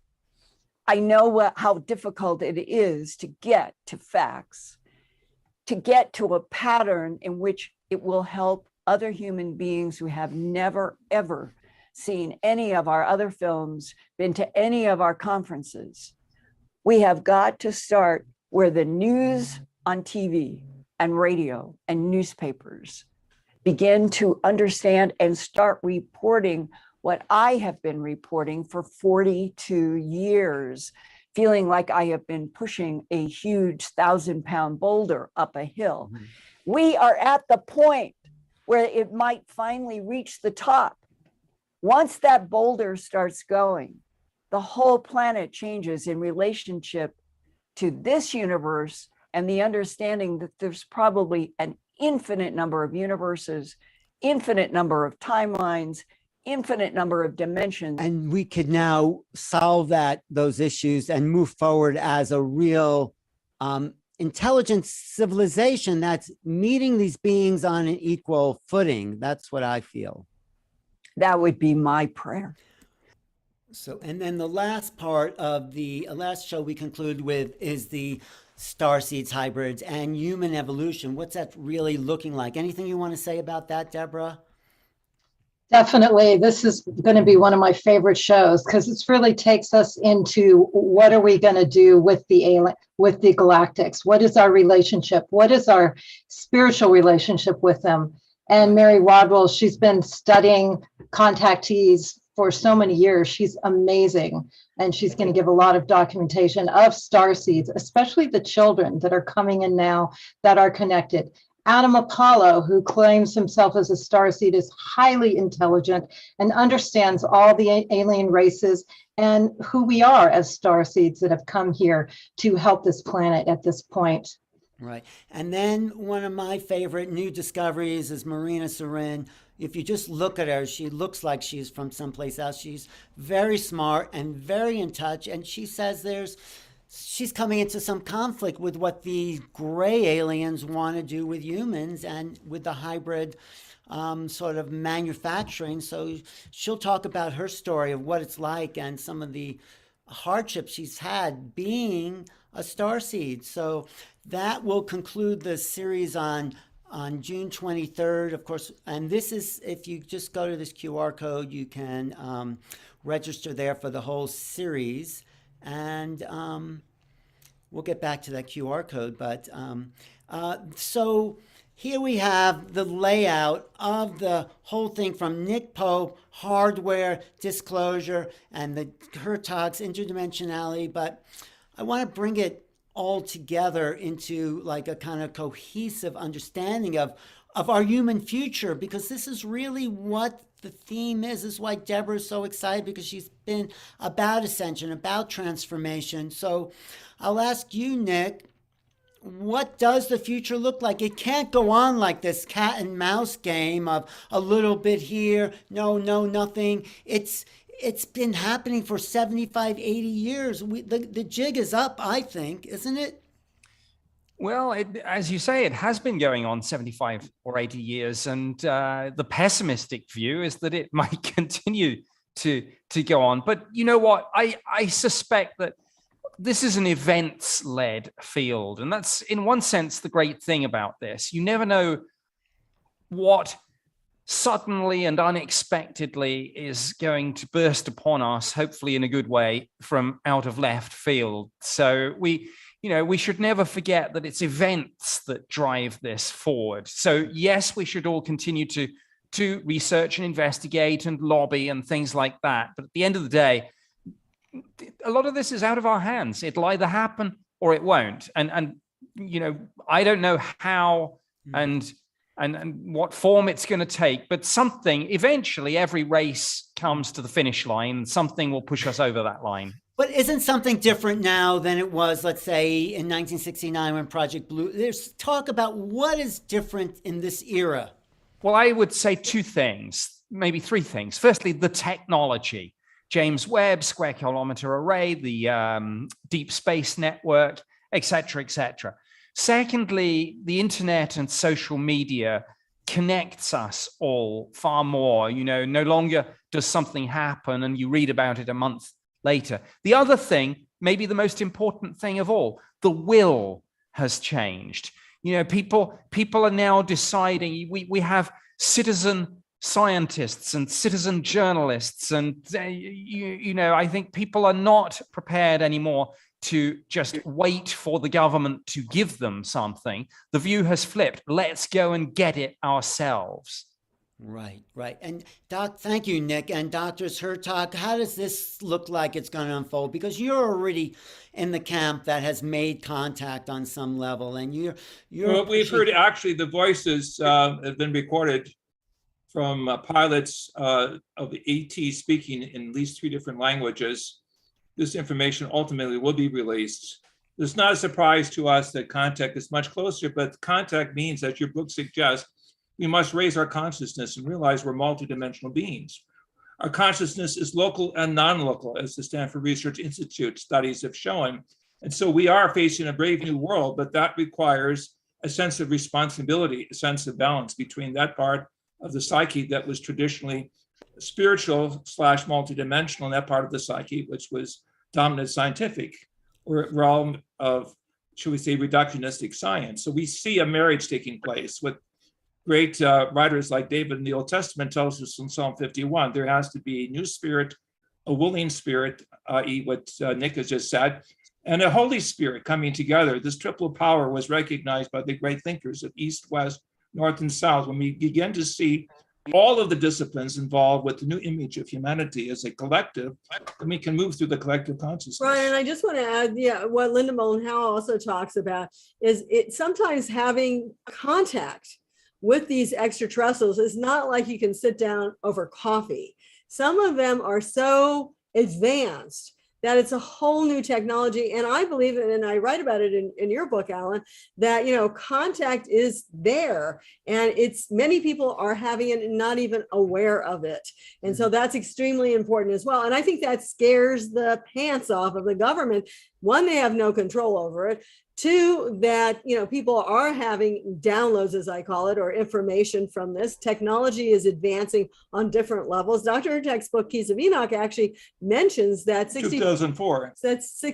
Mentions the year 2004 as a key breaking point, but also that 64 areas of science would advance. So we can make contact because we can't be primitives, driving horse and buggies, so to speak, and then contact with extraterrestrials. We've got to do it on a closer to peer level. And I think that's what they're waiting for, and a peaceful level as well. Well, that's what I said I wrote this book as a collection, as a compilation of essays by people like Nick Pope and the Hurtaks and Whitley Strieber, Linda Moulton Howe, Grant Cameron, John Mack. There's an essay that previously unpublished because nobody has the whole perspective. And I think that's the problem with government.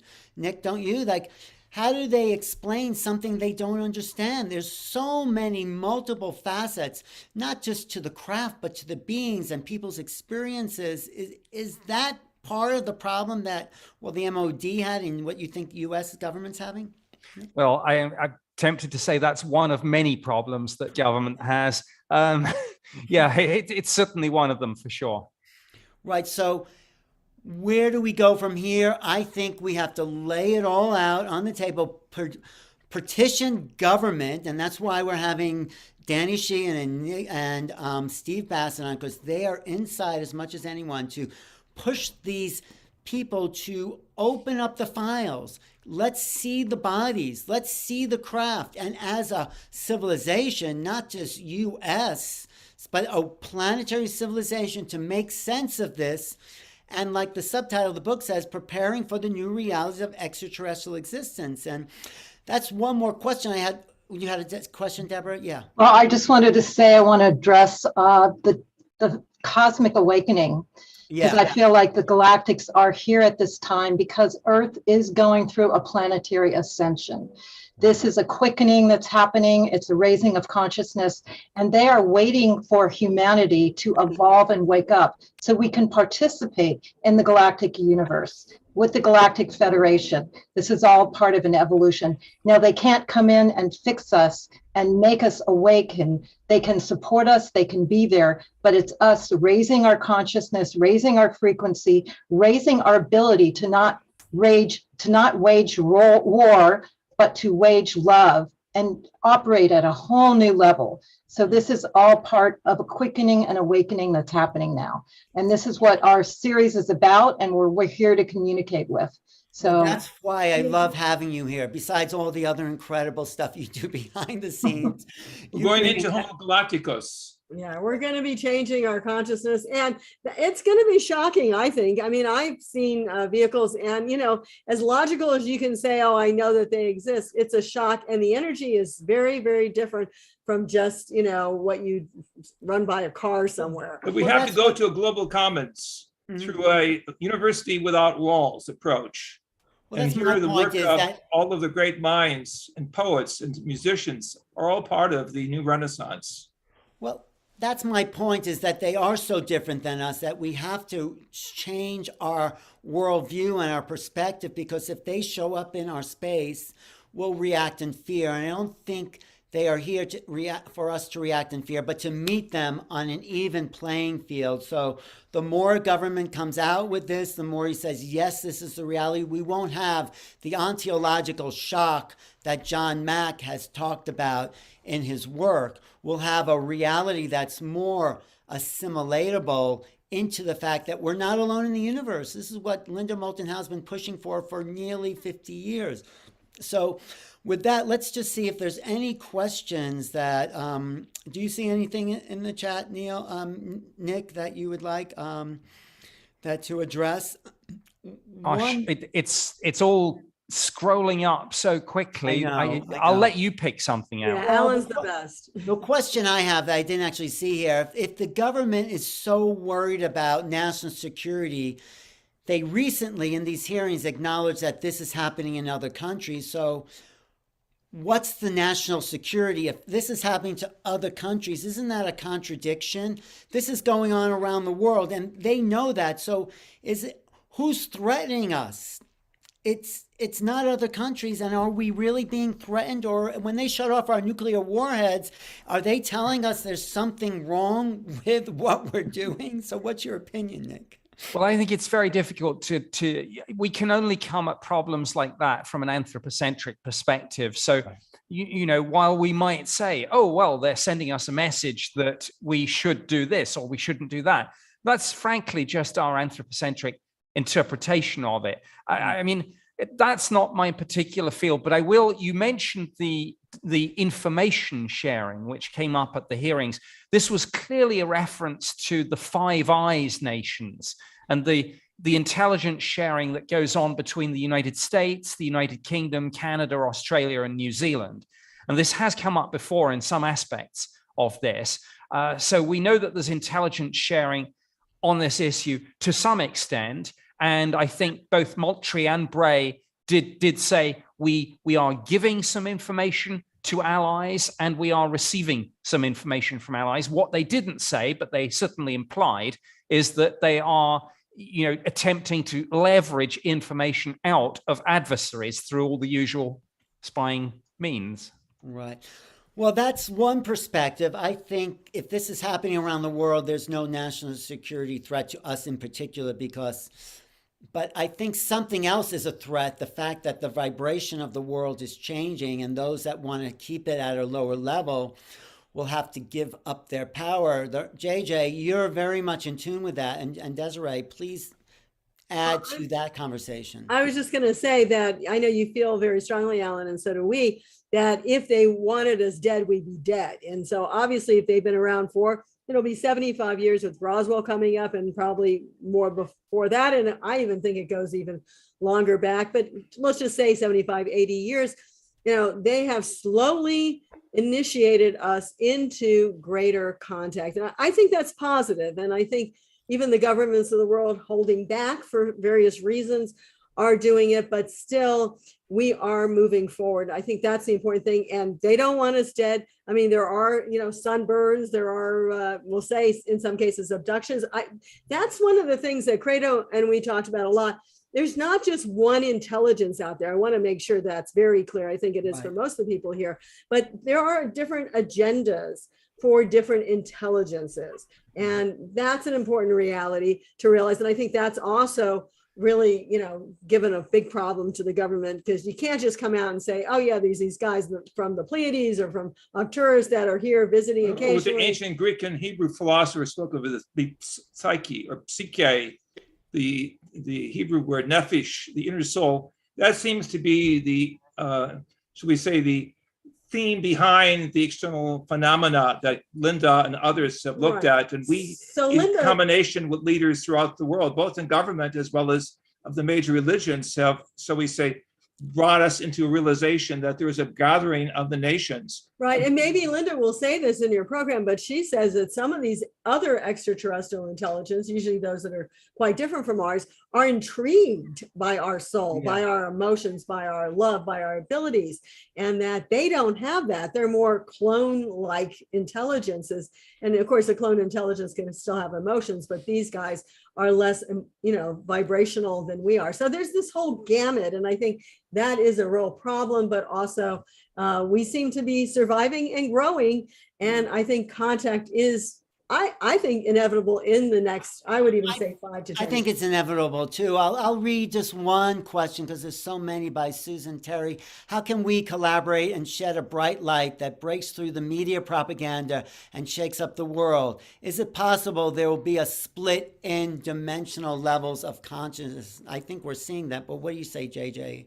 We need more people like Foster Grant and yourself. Foster Gamble. Yeah. Well, to open the spectrum and look at the provocative subjects that ivory tower intellectuals will not look at. We have to see the big picture, which means we have to recognize that we are a microcosm of the mind of the universe. And we're seeing right now really the redefinition of scientific ontology, the recognition that we are a consciousness life form that connects with many dimensions, and that in this process, we're going to go beyond Einsteinian science to future science, or science guided by consciousness. And so this is really the beginning of a whole new page of evolution, recognizing the human evolution is indeed connected with what we call a higher evolution. And we're talking a little bit more like what Debra had brought out, that there seems to be, we'll say, portals opening, veils lifting, and we ourselves in our own personal realities, maybe in dream states, are having some of these experiences and getting ourselves soul-wise and conscious-wise prepared for contact. Right. Okay. Just one more. We're going to wrap up soon. I just wanted one more question to Nick, and thank you so much for being here for 2 hours with us and more, Nick. In your book, in the chapter you wrote for Making Contact, at the end you talk about the future of space and space travel, and you're very much grounded in this world. So can you just reiterate what your vision of our future and space is? Sure. Well, it's not that we want to go out into space and among the stars. It's that we must, because eventually, the sun will expand and the Earth will be burnt to a crisp, and we could migrate further out into the solar system. But ultimately, humanity must travel to the stars to survive, to explore, to grow, etc. And I'm glad that this is now being wrested away out of the grip of government. And so we see people like Elon Musk and Jeff Bezos and Richard Branson and Yuri Milner basically saying we're going to take the space program out of the hands of government, and we're going to do our own thing.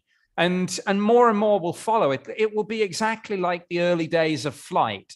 Eventually, in the early days, a few people were doing it, and then there were, and then eventually there's a democratization of it, and eventually getting on a plane is something we do sort of routinely. So we're going to see that, and I don't know what we'll find out there. I think we've all got our ideas. Some have maybe seen glimpses, but the technology is coming.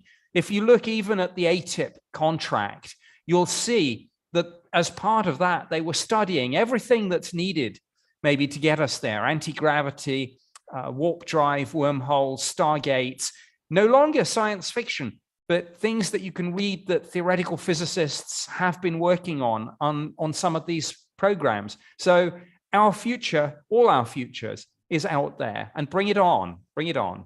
Beautiful. Thank you. JJ and Desiree. JJ, I have one more question for you. You've actually met higher consciousness beings. What can we learn from your experience, and what can you transmit to the audience watching today to prepare them for higher consciousness interaction?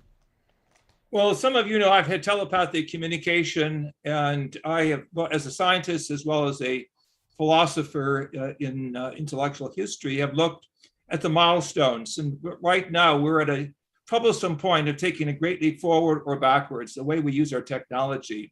So we must, shall we say, be humanitarian in our outreach to cosmic others. We must show them that we are graduating beyond really the tribal warfare scenarios that have crippled us in civilization.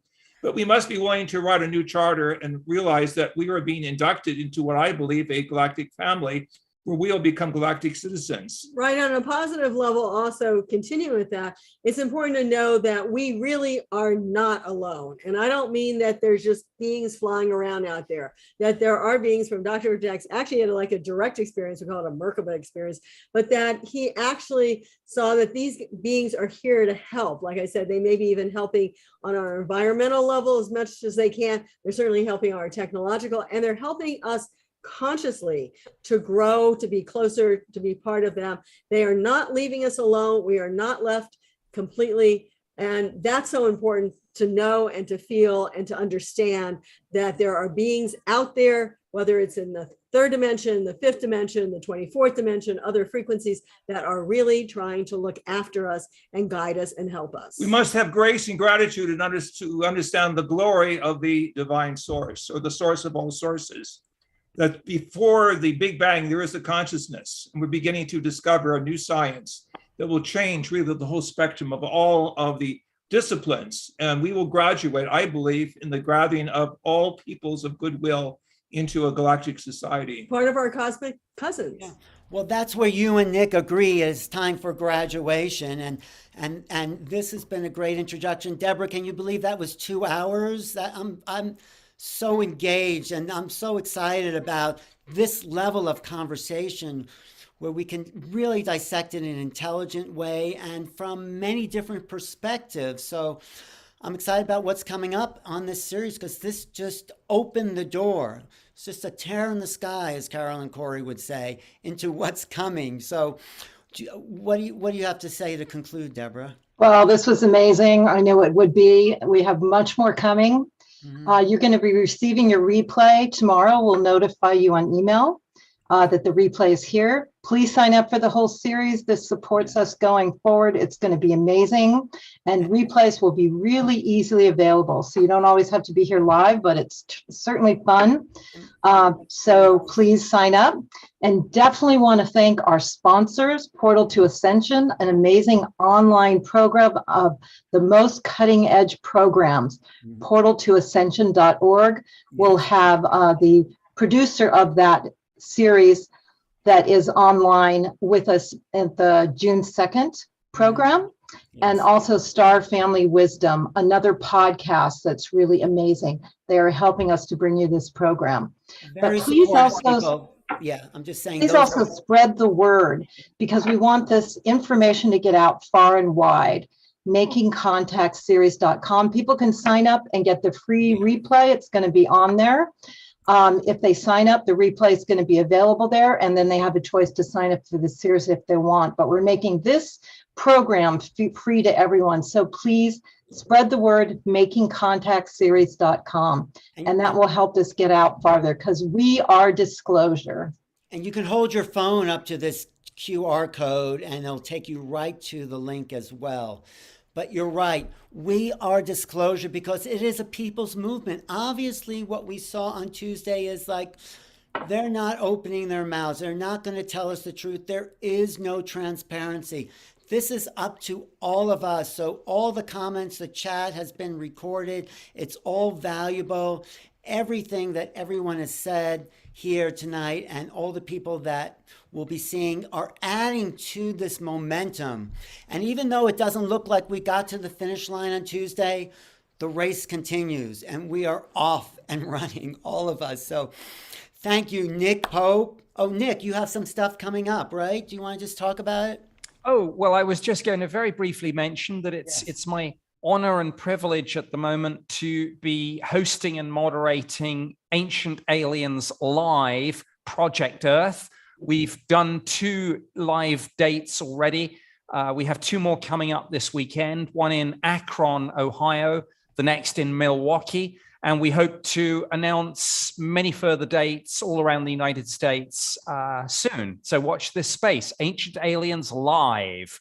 Right. And look for Nick on Ancient Aliens in general. And he's around. He's on all the media. If there's a break in the news about a UFO, Nick will be there. He is the Fox Mulder of our time, the X-Files guy. So thanks. And JJ, Desiree, you have a bunch of things coming up too. Right. So it's only next weekend and Memorial Day weekend in Palm Beach with Bruce Lipton and Greg Braden and other friends. But Alan, you and I and us, we do stuff all together. Aren't we speaking at Lightning in a Bottle Memorial Day weekend? We are also, if you have younger people like that kind of music, we're doing the Thursday night. You're continuing. So our motto is Ad Astra, to the stars. Right, to the stars. And Debra and I will be at Disclosure Fest on June 18th in Historic Park in LA. Debra's doing the Ascension panel, and I'll be talking about the idea of making contact. I'm also talking, if you're in the Sedona area, tomorrow, May 20th at Contact 2022 up at the Posse Grounds. And A lot of stuff. So just follow us all online. I'm doing a retreat in July with ascensiontogether.org. This has been really an acceleration of my consciousness working on this project with you, Debra. Thank you to all your team, Sharia, Lindsay, Jessica, everyone who's contributed to make this. And this is a huge project. It may look like, oh, we just got on Zoom. This was a huge production, and that's why we had 1,000 people registered. Any final words from you, Debra? Just bottom line, love. We're all here to be loved, to share love, and to share together. We all came to this planet at this amazing time to do our missions. Everyone here is here, and we inspire everyone else to do your part of whatever you're inspired to for the awakening that's happening now in terms of sharing disclosure or whatever else you're called to do, because it's all hands on deck in creating the new earth at this point. Right. So if you're looking at this, sign up for the full series, because we're going to go deeper in next week, in 2 weeks with Danny Sheehan and Steve Bassett. After that with Travis Taylor and Carolyn Cory. On June 16th with Whitley Strieber, Linda Moulton Howe, and Kamora Jones. And then on June 23rd with the Starseeds, Admiral Apollo, Mary Rodwell, and Marina Seren. And that just kind of takes us back. That's like a whole spectrum of ideas. I'm Alan Steinfeld. Check out my book. But really, thank you all for being here today and just adding your energy to a field of consciousness that's about making a change on the planet for human civilizations, because we are not alone. We've never been alone. We're part of a bigger picture of higher consciousness. And when we wake up to that, we'll wake up to who we really are, and we'll start making contact with ourselves, the earth, each other, and the cosmos. So it's been really my pleasure to work with Debra and everyone here on this program, and we'll see you in 2 weeks. So thank you, everybody. Thank you, thank you, thank you. Thank you. Goodbye. All online. Thank you.